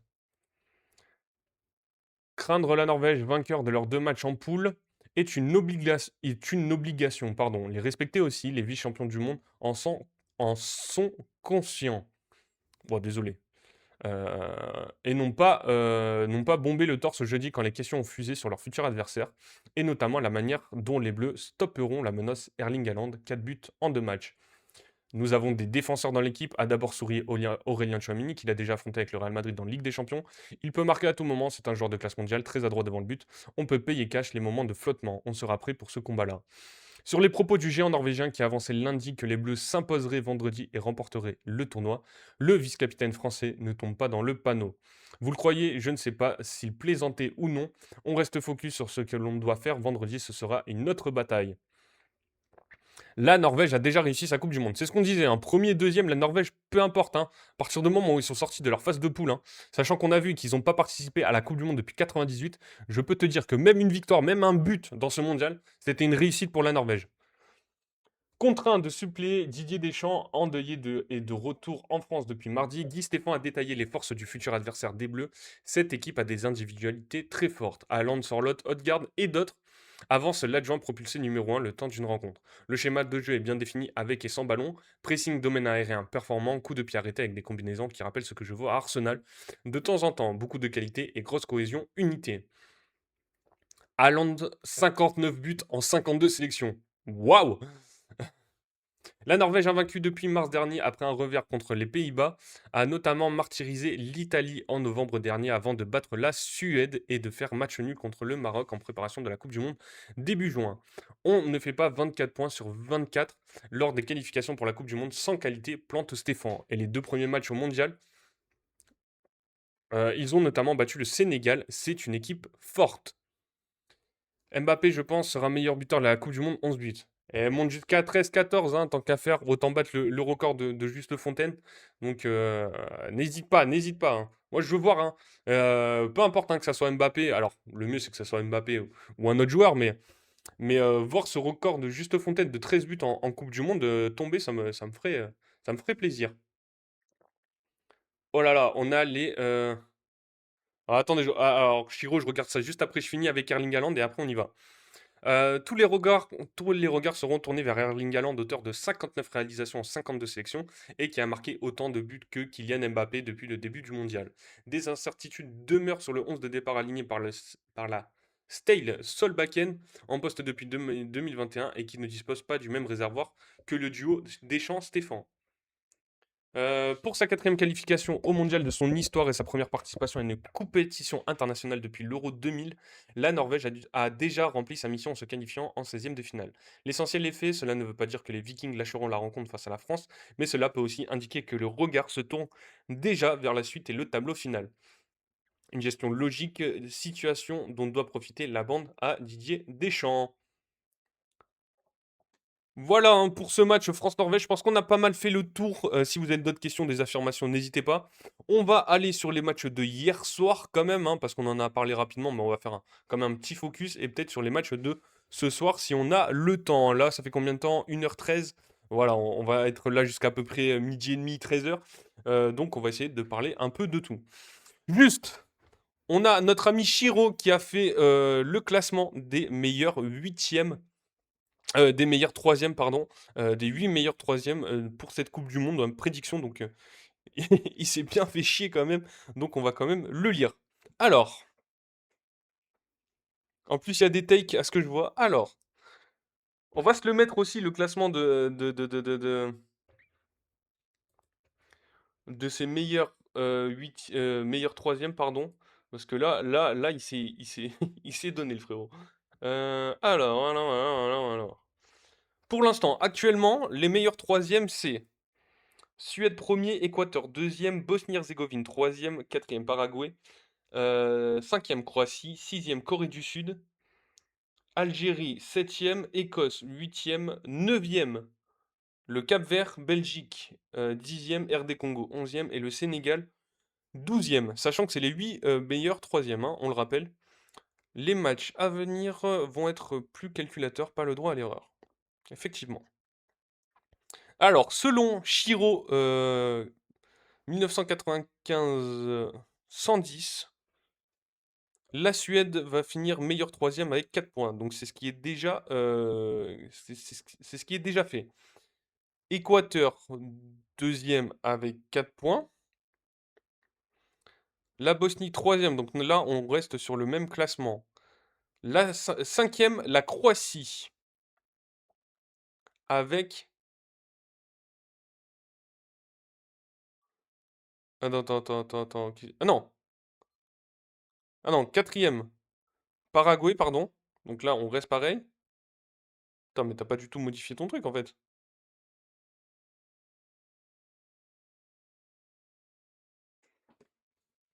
Mon frérot, t'as pas du tout... Attends, je croyais que tu faisais ton classement, c'était une prédiction. En fait, pas du tout. T'as juste mis les...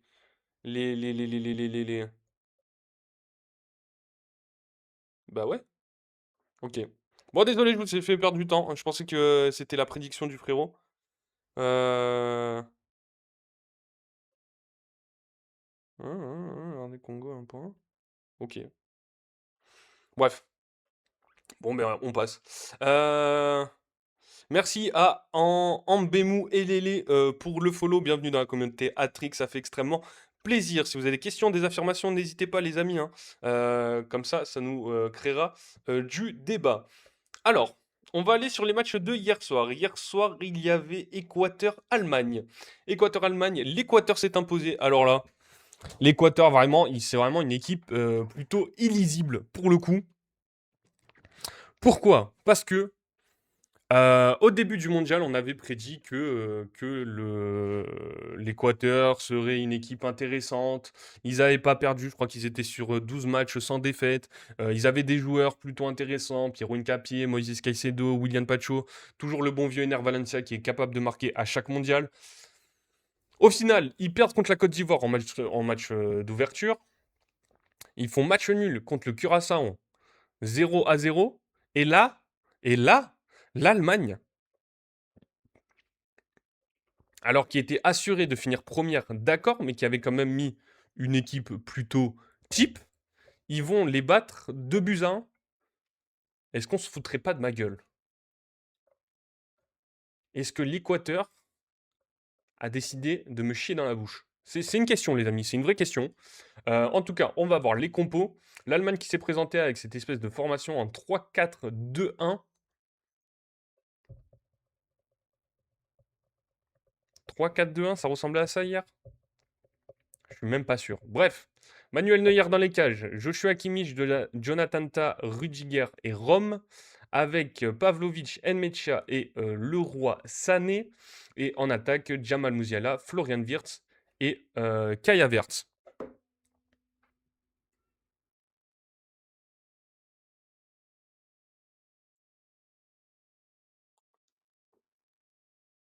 Ok, ok. Bref, et Kaya Havertz. Donc, pas forcément le choix de faire tourner de la part de Julian Nagelsmann.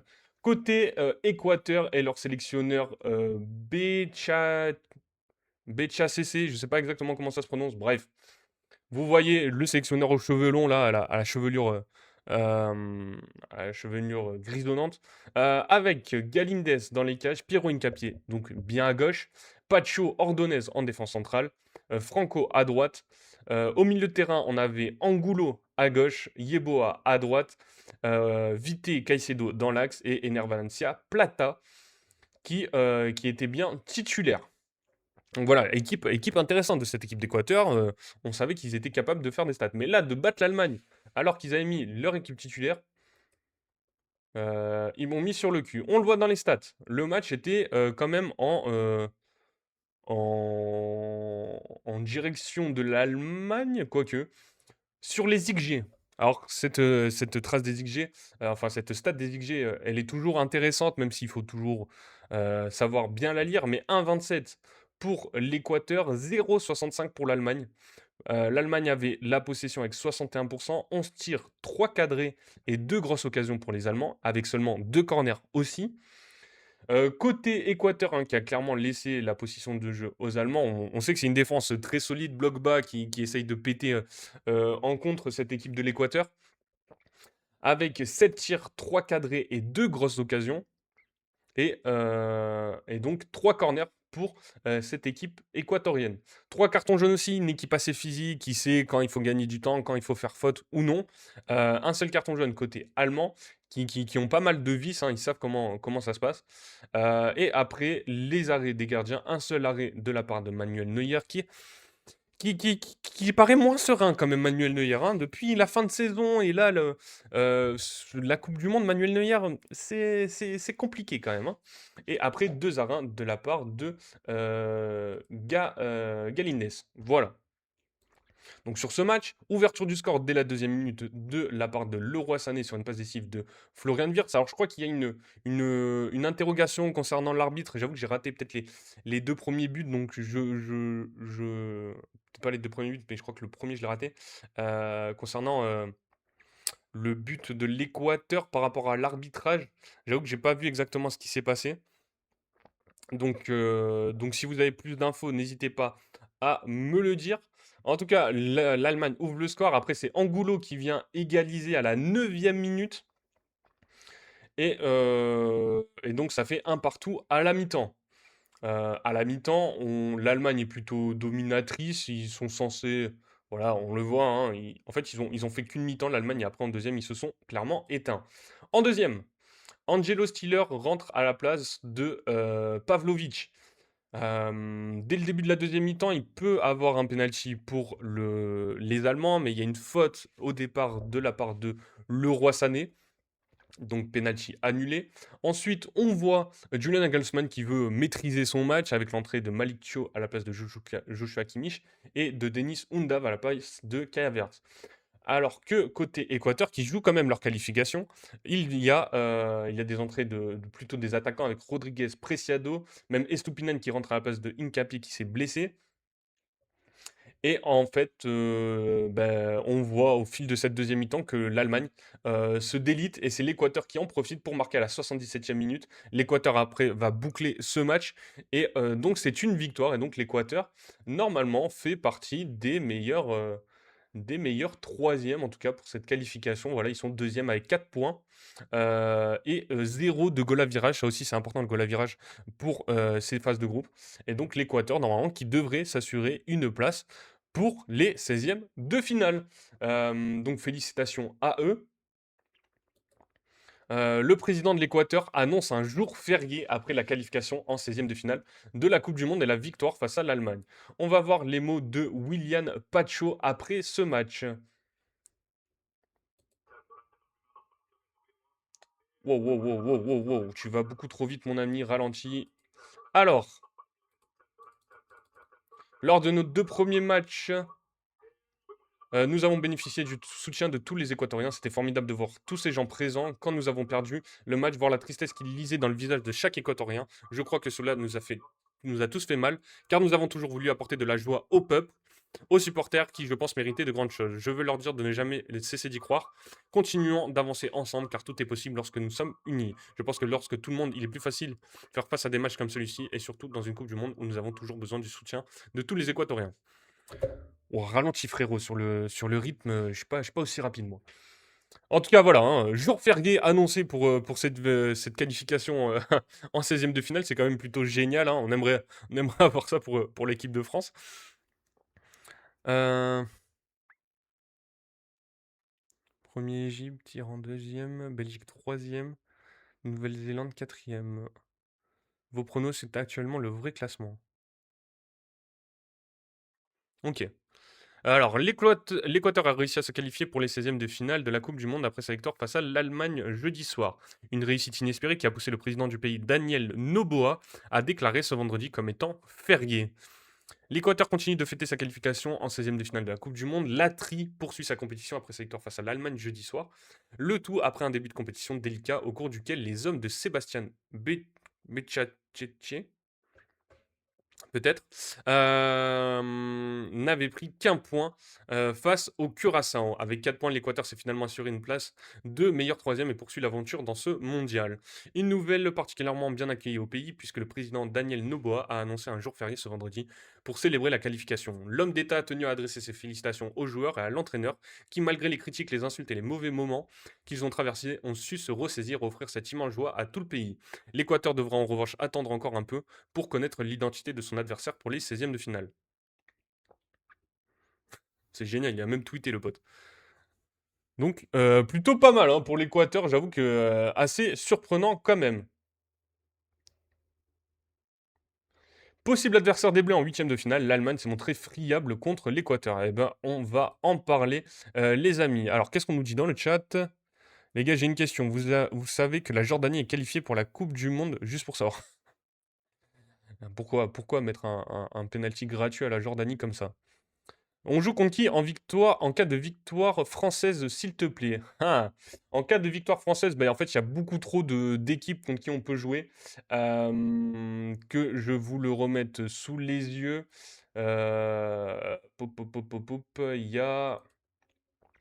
Alors, on peut affronter... En fait, si la France finit premier, on peut affronter le troisième du groupe C, le troisième du groupe D, le troisième du groupe F et le troisième du groupe G. Donc, troisième du groupe C, ça serait l'É- l'Écosse, le Paraguay, la Suède ou la Belgique, pour l'instant. Mais après, c'est en fonction des histoires de meilleur troisième, tout ça. Donc pour l'instant, je ne pourrais pas vous dire, il y en a qui nous disent la Suède, voilà. Et si on perd la Côte d'Ivoire. Alors si on perd, c'est sûr, on affrontera la Côte d'Ivoire. Mais la question, c'était... Après, c'est en fonction du truc des meilleurs troisièmes. Là. C'est de la merde, ça me saoule, ça. Bref, en tout cas... Monsieur Attrick, bonjour. Eh ben, salut, bienvenue à Bulbe, bienvenue une nouvelle fois sur ce live. Hein. Si vous avez des questions, je le rappelle, des choses à dire sur ce live, n'hésitez pas. Voilà. Alors, Cuisance à Lens, MDR, je suis mort. Waouh. Putain, alors les infos Mercato Ligue 1, tu vas sur des trucs que j'ai pas du tout suivi.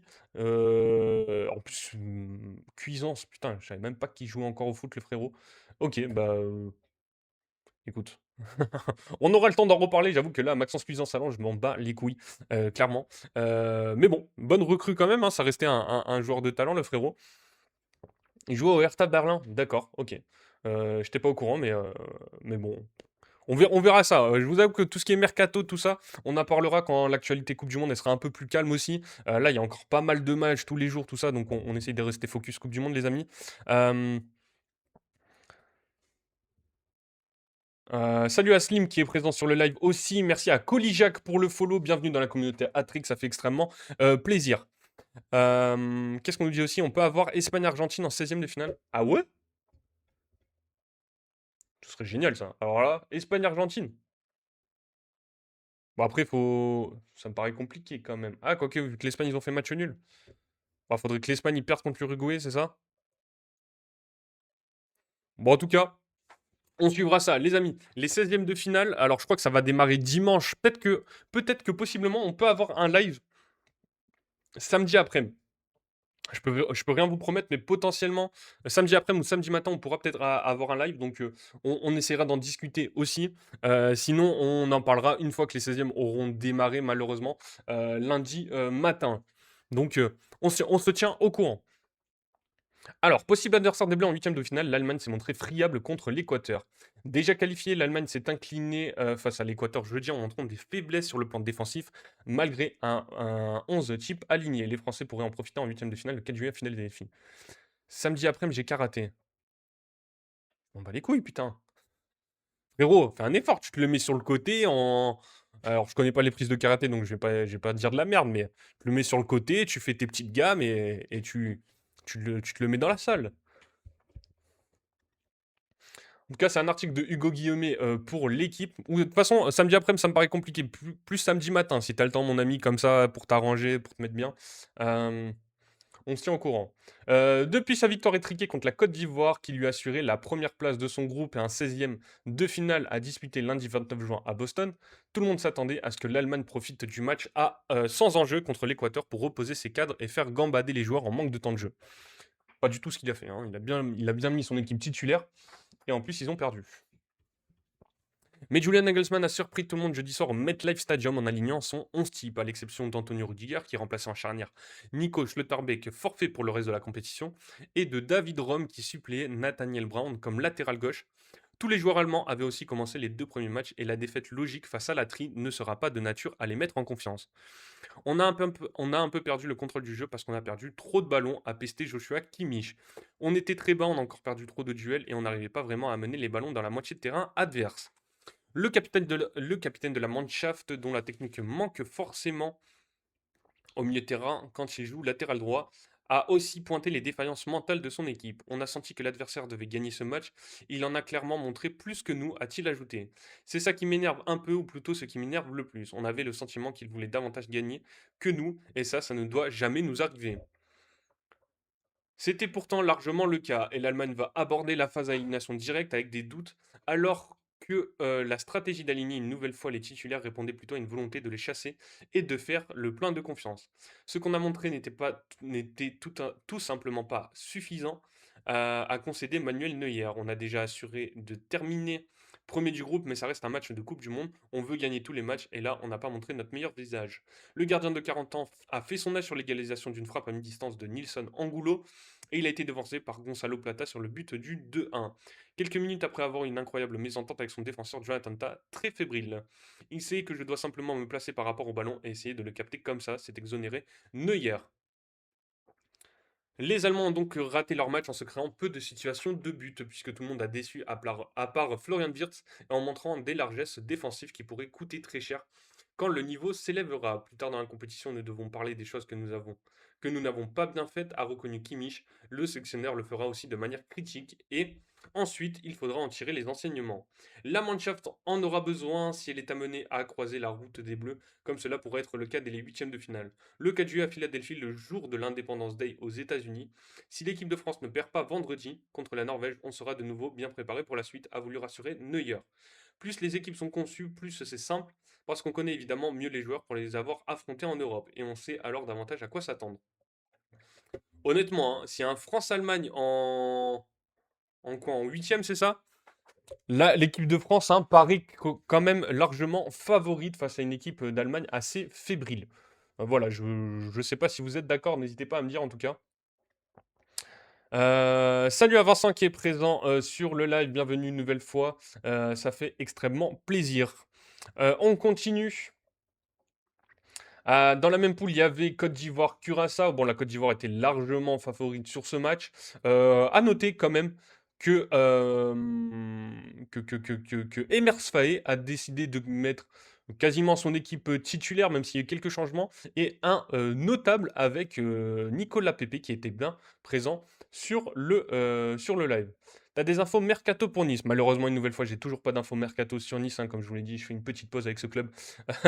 Ça me fait beaucoup de bien. Voilà, on en parlait, il y a des infos qui tombent de temps en temps mercato, mais voilà, Cuisance du côté du RC Lens, c'est tout ce qu'on a pu gratter. Après, on a des infos sur les autres clubs, mais pour l'instant, Nice, il y a pas trop de trucs, hein, et j'avoue que je les cherche pas beaucoup non plus. On en parlera évidemment après le mondial, sûrement.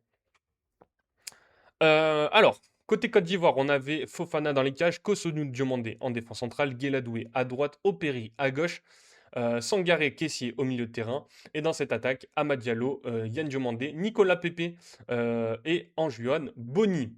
On a vu Christinao Oulay rester sur le banc, mais qui rentre à la mi-temps à la place de Amad Diallo. Eli Waye aussi qui rentre à la 67e minute. Bazoumana Touré à la place de Diomandé. Et John Michael Seri à la 77e minute à la place de Franck Kessié.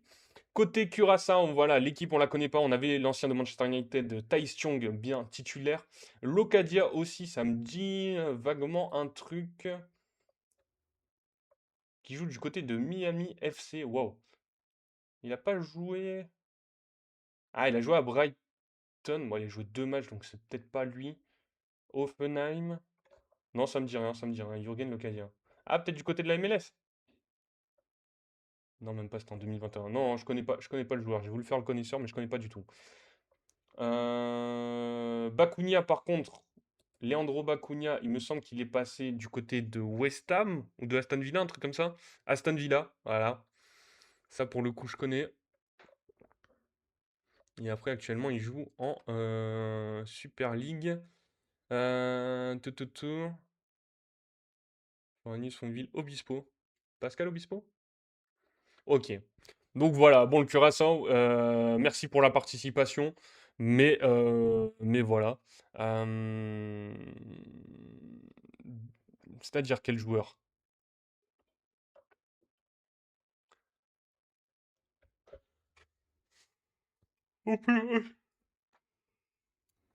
Putain, mais tu te fais des calculs de fou dans ta tête, mon cher Chiro. On peut aussi avoir Colombie-Angleterre, Portugal-Angleterre, Ghana-Colombie, Croatie-Colombie, Portugal-Ghana, Croatie-Portugal. Tout ça en 16e. Ok. Bon, en tout cas, sur ce match de la Côte d'Ivoire, voilà, Nicolas Pepe qui ouvre le score très tôt dans le match, à la 7e minute, sur une passe décisive de Yann Diomandé. Et en deuxième, après, il n'y a pas grand-chose, hein. On a Amad Diallo qui sort pour Christina Inao Oulay. Et Nicolas Pepe qui vient doubler la mise à la 64e minute et qui donne la victoire pour la Côte d'Ivoire. La Côte d'Ivoire qualifiée. Ils ont enfin battu, vaincu la malédiction. Les Ivoiriens qui sont enfin sortis d'une phase de groupe à la Coupe du Monde et qui sont qualifiés pour les 16e de finale. Ça arrange pas mal de monde. Bon, après, là, ils ont quoi? Coupe du monde à 48 équipes, donc le niveau est un peu moindre, mais ils ont enfin gagné 2 matchs en phase de groupe. Cette équipe ivoirienne, ils finissent deuxième. Donc félicitations à eux, force au Pachidé Armin, 225 les éléphants. Euh, on verra contre qui ils tombent. Donc potentiellement, ils peuvent tomber contre la Norvège pour ces 16e de finale. Pas cadeau, mais ça va être un match vraiment cool à suivre. Donc c'est ça, Côte d'Ivoire, deuxième de notre groupe, donc ça sera sûrement la Norvège. Voilà pour ce match de la Côte d'Ivoire. On va continuer aussi sur les matchs de hier soir. On va aller sur la poule des Pays-Bas. Les Pays-Bas qui sont imposés 3-1 hier contre la Tunisie. Donc voilà, la Tunisie, hein, comme je disais, vraiment une des pires équipes de ce mondial. On le voit à la compo côté Pays-Bas déjà, Verbruggen dans les cages, Van Eyck, Van Dijk en défense centrale. Denzel Dumfries, Nathan Ake sur les côtés, Gravenberch, De Jong, Reinders. Donc très très belle équipe de la part des Hollandais. Avec Daniel Malen, Brobé et Gakpo devant. Côté Tunisie, on avait Damen dans les cages. Une défense à 5. Frérot, t'as pris 10 000 buts T'as pris 10 buts sur les 2 premiers matchs et tu nous remets une défense à 5. Frérot, va jouer, va marquer des buts au moins. Avec Ali Abdi, Ben Hamida, Skiri, Talbi et Valérie. Au milieu de terrain, Mejbri, Kedira, Garbi, Slimane et devant Mastouri. Ah, vraiment, vraiment, cette équipe de Tunisie, elle fait pas kiffer, hein. Je suis désolé aux frérots tunisiens qui ont dû se taper ça, mais ils font vraiment pas kiffer cette équipe de Tunisie. Et donc voilà, ouverture du score très tôt dans le match, 2-0 au bout de 7 minutes dans ce match, les Pays-Bas. Alors avec une frappe contrée de Skiri, je sais plus qui tire, hein, je crois que c'est Brobé. Il me semble que c'est Brobé qui tire et c'est contré, donc but contre son camp dès la 3e minute, ouverture du score. Brobé qui vient mettre le deuxième but à la 7e minute. Deuxième mi-temps, les Tunisiens qui viennent quand même égaliser grâce à Mastouri. Enfin, égaliser, réduire le score, pardon. Euh, et après, c'est Van Eyck qui vient mettre le troisième but et donner la victoire aux Pays-Bas. Après, ce match est un long fleuve tranquille avec des changements de part et d'autre, mais pas grand-chose de plus à dire. Voilà, les Pays-Bas qui finissent premiers de leur poule tranquille, 7 points. Et la Tunisie dernier, moins 10 de goal à virage, 0 points. Emballé, c'est pesé. Merci. Le Japon qui a fait match nul contre la Suède. Potentiellement, une de ces équipes sera notre adversaire pour les 16e de finale. Donc au niveau des compos, la Suède qui s'est présentée avec un 3-4-3 de la part de Graham Potter avec Wydel Zetterstorm dans les cages, Yen Gudmundsson Lagerbielke dans cette défense à 3, Bernhardsson à droite, Stroud à gauche, Ayari, Lindelof au milieu de terrain. Lindelof en tant que milieu de terrain, c'est fou.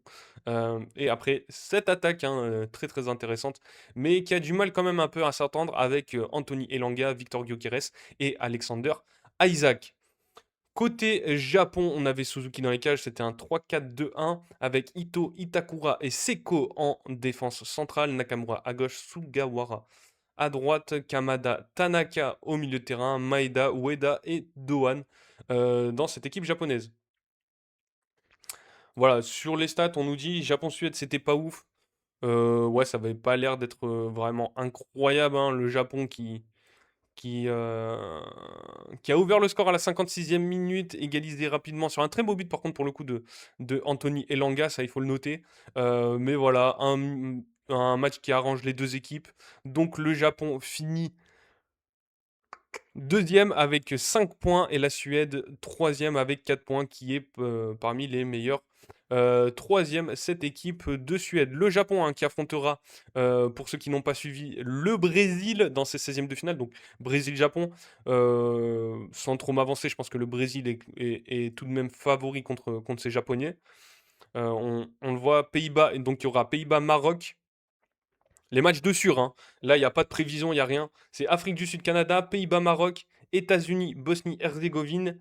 Et c'est tout pour ces 16e de finale. On verra évidemment pour la suite. Mais Brésil-Japon, on aura le temps de faire la preview quand ça aura lieu. Donc ça sera le 29 à 19h. Donc lundi. Oh, parfait, live de lundi, Brésil-Japon, vous savez. Maillot de Neymar sur les épaules. Et on en parlera, les amis. Sur les matchs de hier soir, Paraguay-Australie, match nul 0-0. Ça a arrangé les équipes aussi, si je dis pas trop de conneries. Voilà le Paraguay qui est parmi les meilleurs, troisième aussi. L'Australie qui finit deuxième du groupe, derrière les États-Unis. Donc voilà, 0-0, pas grand-chose de plus à dire. Sur la compo, Iran Kunda était bien titulaire côté australien.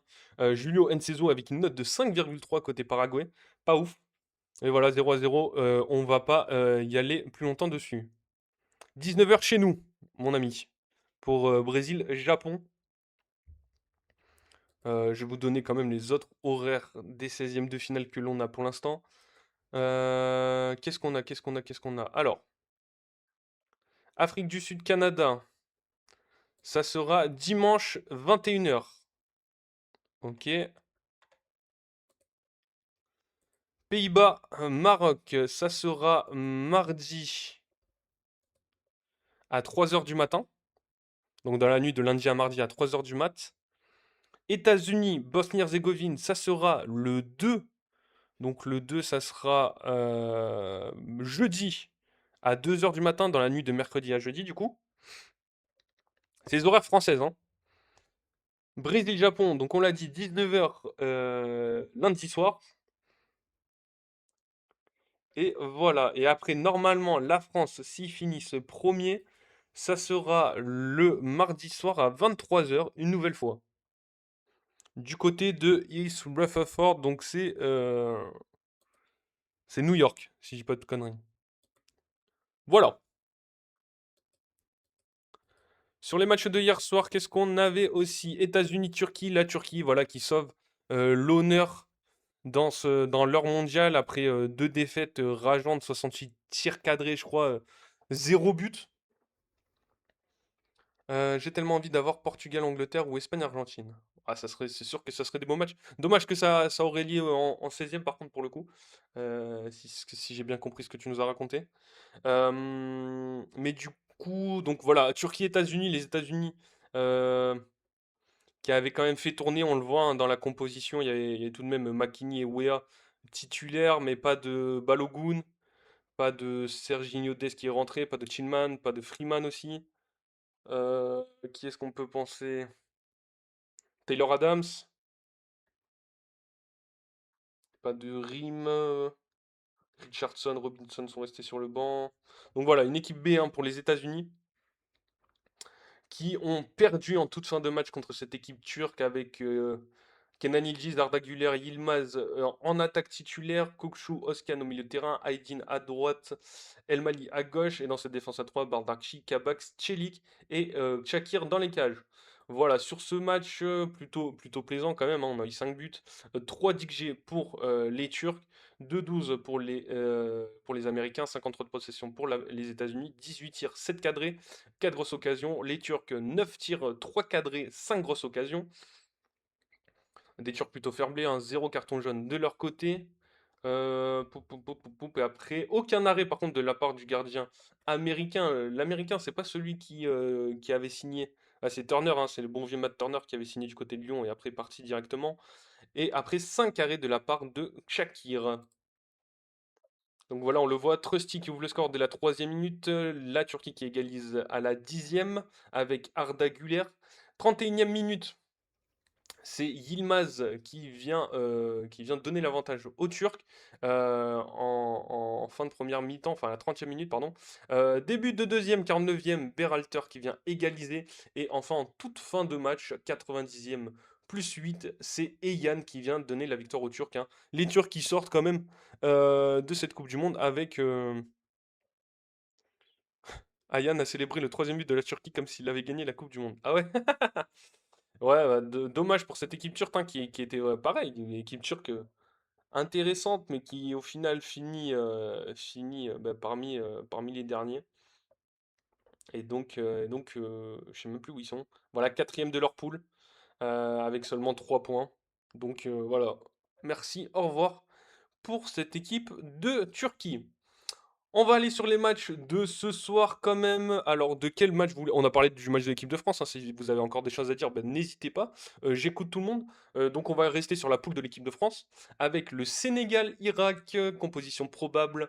Est-ce que Kalidou Koulibaly sera bien une nouvelle fois dans la défense centrale de cette équipe euh, sénégalaise? Le leader, mais qui est en grande difficulté physique, ou est-ce qu'on aura plutôt Mamadou Sarr?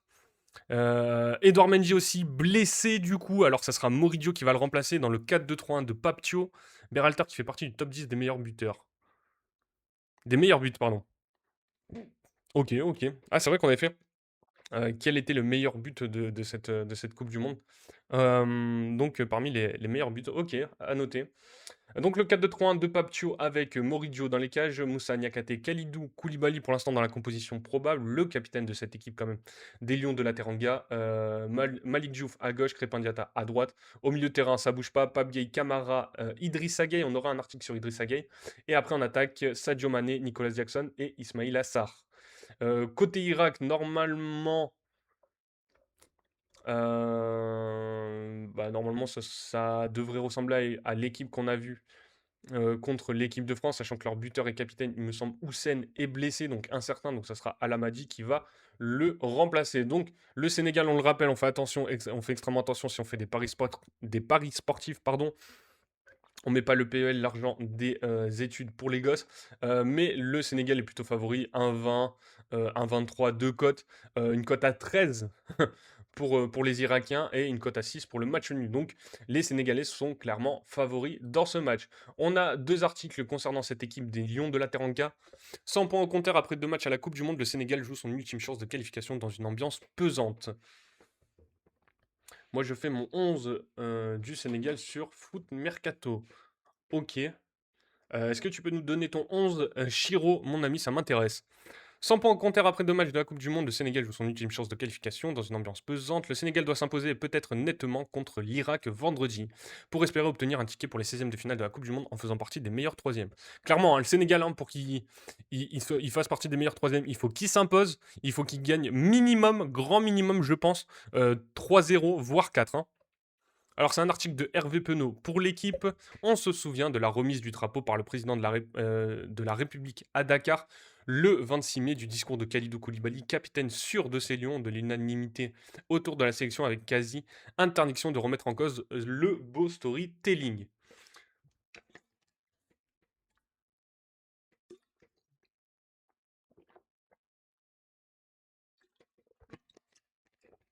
C'était avant. Les événements se sont depuis enchaînés entre le non-renouvellement du contrat de Papio depuis février, Finalement, réglé avec des interventions du plus haut niveau de l'État pendant la compétition, un départ bien trop précoce aux États-Unis 3 semaines avant l'entrée contre la France, le jour même de la Tabaski. Une fête religieuse qui apporte aussi sa part d'âme supplémentaire, un timing sidérant. Si l'on ajoute les blessures de Kalidou Koulibaly et d'Idrissa Gueye, un premier match amical perdu à la sortie de l'avion contre les États-Unis, une assurance un peu trop affichée, le défenseur Al Hilal parlant de meilleure équipe du monde sur RMC, la défaite contre les Bleus a mis le feu illico chez les suiveurs. La chronique des problèmes fédéraux sur les réseaux sociaux, des crises même fantasmées en interne, tout y est passé. Plusieurs sources nous assurent que le groupe ne s'occupe pas de tous ces éléments perturbateurs, même si les joueurs ont dû batailler pour récupérer leur prime de qualification durant ce séjour. On ne peut pas être insensible aux tweets et aux autres TikTok. Il paraît surprenant aussi qu'une équipe de ce calibre n'ait pas dépêché un technicien pour voir de visu la Norvège contre l'Irak, ou qu'elle ramène en pleine compétition un deuxième analyste vidéo. À quoi servait-il d'arriver si tôt par entretenir l'ennui et risque de créer des tensions en cas d'échec, si c'était pour oublier l'essentiel? Mais c'est le terrain qui a apporté toute la confusion. Les défaites contre la France puis la Norvège pardon, ont entraîné leur cascade d'attaques. Thio passant du stade de héros à zéro, les Sénégalais se trouvent surtout confrontés à une réalité. Le poids des anciens devient-il trop lourd à porter? Thio a fait de ses relations avec eux le socle de sa politique, et notamment avec Koulibaly, pilier ultra respecté. Mais il ne faut pas oublier que le capitaine avait déjà cédé sa place à Mamadou Sarr durant la CAN pour cause de blessure après un début de tournoi difficile. Ici, il a été titularisé chaque fois, mais on ne passe pas entre les cannes de Kylian Mbappé et Erling Haaland sans être au top physiquement. Je me sens de mieux en mieux, a-t-il répété après ses sorties, ce qui dit en creux qu'on l'a choisi sans être au top. C'est donc à Thio de reprendre la main sur le groupe sous peine de creuser un fossé entre des jeunes impatients et des joueurs à statut en difficulté. On pense à Nicolas Jackson entre autres, 45 bonnes minutes avant de plonger en eau profonde. Mais il est temps de prouver que le groupe a de l'épaisseur, de la ressource. Rien n'est fini, assuré a raison Thio jeudi en conférence de presse. Il nous reste un match, on doit montrer qu'on est les champions d'Afrique, cette génération veut faire plus qu'en 2002. Elle a déjà eu des trophées, pas celle de 2002. Finaliste de la CAN, ces jeunes doivent écrire l'histoire du Sénégal au niveau mondial. Et ça commence demain, vendredi, face à l'Irak à 21h. Les Lions peuvent encore penser et changer totalement la dynamique, à moins que le ressort ne soit totalement cassé. On me rappelle, hein, le Sénégal a remporté la finale de la CAN 2026 contre le Maroc, succès retiré par la commission d'appel de la CAF en attendant le résultat du tribunal arbitral du sport. 4 places sont déjà parties avec Australie et Paraguay. Actuellement, vont sur un 0-0. Le Sénégal sautera dès les poules. Pape Thiaw a décidé de subir la loi de ce cadre qui lui impose quoi faire. Il sera licencié dès qu'il atterrira à son pays. Ouais, bah, ouais, ça va être compliqué, hein. Pour le Sénégal, ils ont quand même une chance. L'Irak, c'est une équipe assez faible. Donc ils ont clairement leur chance, mais il va falloir faire marquer, en fait, mettre un gros score. Il va falloir aussi prendre des décisions, de mettre Kalidou Koulibaly sur le banc, même de mettre d'autres joueurs, hein, sur le banc dans cette équipe du Sénégal, hein, qui ont pas respecté leur statut. Voilà, Nicolas Jackson, hein, s'il peut aller faire un tour et on met Sadio Mané en pointe, on peut penser à qui? Alors, j'ai pas la sélection sénégalaise sous les yeux. Euh, Transfermarkt, Sénégal. Merde, j'ai écrit Sénégal. Paf. Sénégal, Sénégal. Alors,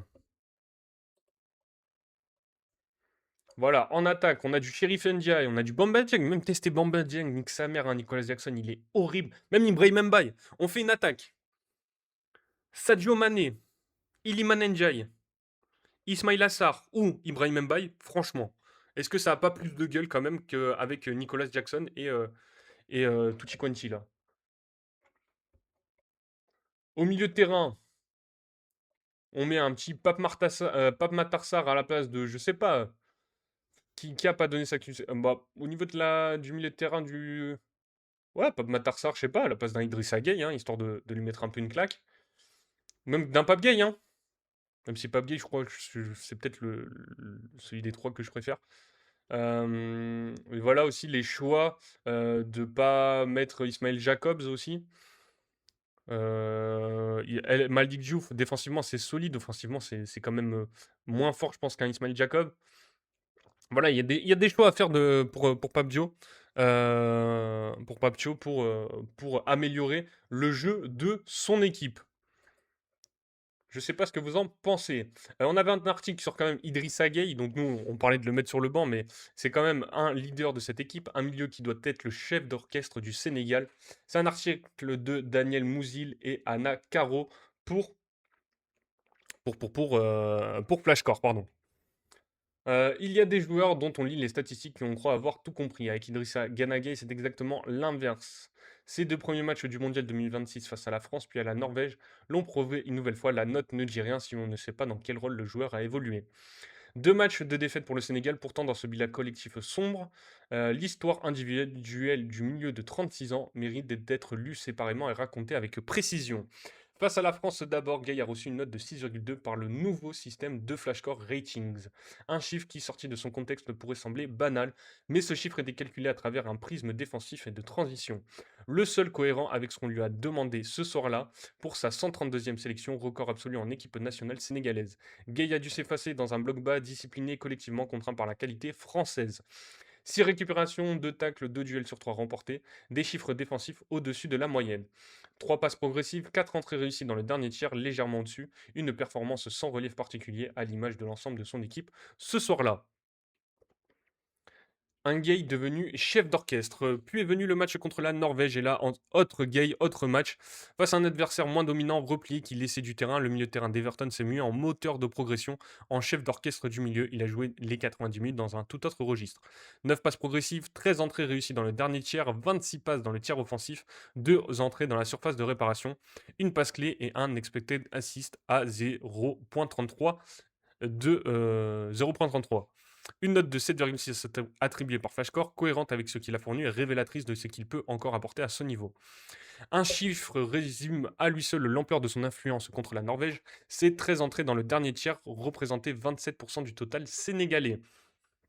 Le quart de la progression offensive du Sénégal passait par ses pieds, pas par ses jambes, pas par son pressing, mais par sa lecture du jeu, sa précision, sa capacité à trouver les espaces avant que les autres ne les voient. Plus ou moins d'influence selon le contexte. Là, tout est le paradoxe. Gay a 36 ans, son contrat à Everton arrivant à expiration ce mois-ci. Il est peut-être en bout de course sur le plan club, mais en sélection avec Papcho, il reste une pièce à géométrie variable dont la valeur dépend moins de son état de forme brut que du contexte tactique dans lequel il s'inscrit. Quand le Sénégal défend bas et subit, Gueye disparaît dans la masse. Quand le Sénégal peut imposer son tempo, il devient la clé de voûte de tout l'édifice, celui qui libère Sadio Mané sur le côté, qui trouve Ismail Assar dans la profondeur, qui donne à Nicolas Jackson le ballon dans des bonnes conditions. Il lui reste un match pour inverser la tendance contre l'Irak avec la qualification comme unique objectif. Le Sénégal doit gagner et attendre des résultats favorables. Gay lui a déjà répondu à sa manière. Ce n'est pas encore terminé, il faut y croire. À condition que Papio lui donne les bonnes clés, pas celle d'un milieu défensif contraint, celle d'un meneur de jeu qui, quand on lui fait confiance, sait encore faire la différence. Daniel Mouzy, l'analyste data pour Flashcore, le confirme en chiffres. Les 13 entrées réussies dans le dernier tiers de Gay contre la Norvège représentaient 27% du total sénégalais. Un chiffre qui souligne son rôle central dans la progression de l'équipe. Voilà, Idrissa Gueye, qui doit se muer en métronome pour cette équipe du Sénégal. Donc voilà, on va passer sur ce match. Ah, ça fait 2 heures qu'on est en live, les amis. Donc on va s'arrêter là. On va juste lire la compo du bon vieux Chiro. Gardien, Mike Maignan. Latéral droit, Jules Koundé. Défenseur central, Dayo Upamecano, Ibrahima Konaté. Latéral gauche, Théo Hernandez. Milieu de terrain, Adrien Rabiot et Aurélien Tchouameni. Milieu offensif, Ryan Cherki. Attaquant gauche, Kylian Mbappé. Attaquant droit, Michael Olise. Et avant-centre, Ousmane Dembélé. Mon ami, merci pour ta compo. Mais je pense qu'on ne la verra jamais. Euh, voilà. En tout cas, déjà sur le match contre la Norvège, ça m'étonnerait. Et après, pour la suite de la compétition, l'avant-centre de l'équipe de France, malheureusement et heureusement aussi, Kylian Mbappé sera, je pense, au poste de numéro 9. Voilà, sur ces mots, on va s'arrêter là, les amis. On va se dire à potentiellement, pour ceux qui sont encore présents, potentiellement, on sera là demain en live pour une petite heure rapide pour discuter de l'actualité football. Sinon, on se retrouve lundi pour discuter des premiers 16e de finale, discuter de de tous ces derniers matchs de phase de groupe et de l'actualité football. Merci à tous d'avoir été présents. Je vous souhaite un bon appétit, une bonne fin de journée, un bon week-end aussi, hein, profitez. Ça fait plaisir pour ceux qui travaillent toute la semaine. Voilà, et pour bon courage à ceux qui taffent le week-end sous cette chaleur accablante. Voilà. Que dire de plus? Merci à tous d'avoir follow. N'hésitez pas à venir. Donc follow sur le live TikTok, mais aussi la chaîne TikTok, la chaîne Twitch aussi, c'est gratuit, le follow. Après, si vous voulez vous abonner, n'hésitez pas aussi, ça nous ferait extrêmement plaisir. Ça nous aide évidemment, hein, tout ce que vous faites hein, sur ces lives, ça nous aide à faire progresser le média Attrick au global. Et comme ça, on pourra faire de plus en plus de projets, on aura plus de temps, travailler avec d'autres personnes et tout ça. Donc ça peut être que génial, évidemment. En tout cas, merci à tous pour tout. N'hésitez pas à venir follow, donc je disais TikTok, Twitch, la chaîne YouTube, il y a toute la rediffusion du live pour ceux qui sont arrivés en retard. Ça sera disponible d'ici, alors je dis 1 heure, mais peut-être 2 heures plutôt. Donc vers 14 heures, ça sera normalement en ligne. Donc n'hésitez pas à aller voir, à triquer faire le petit logo vert.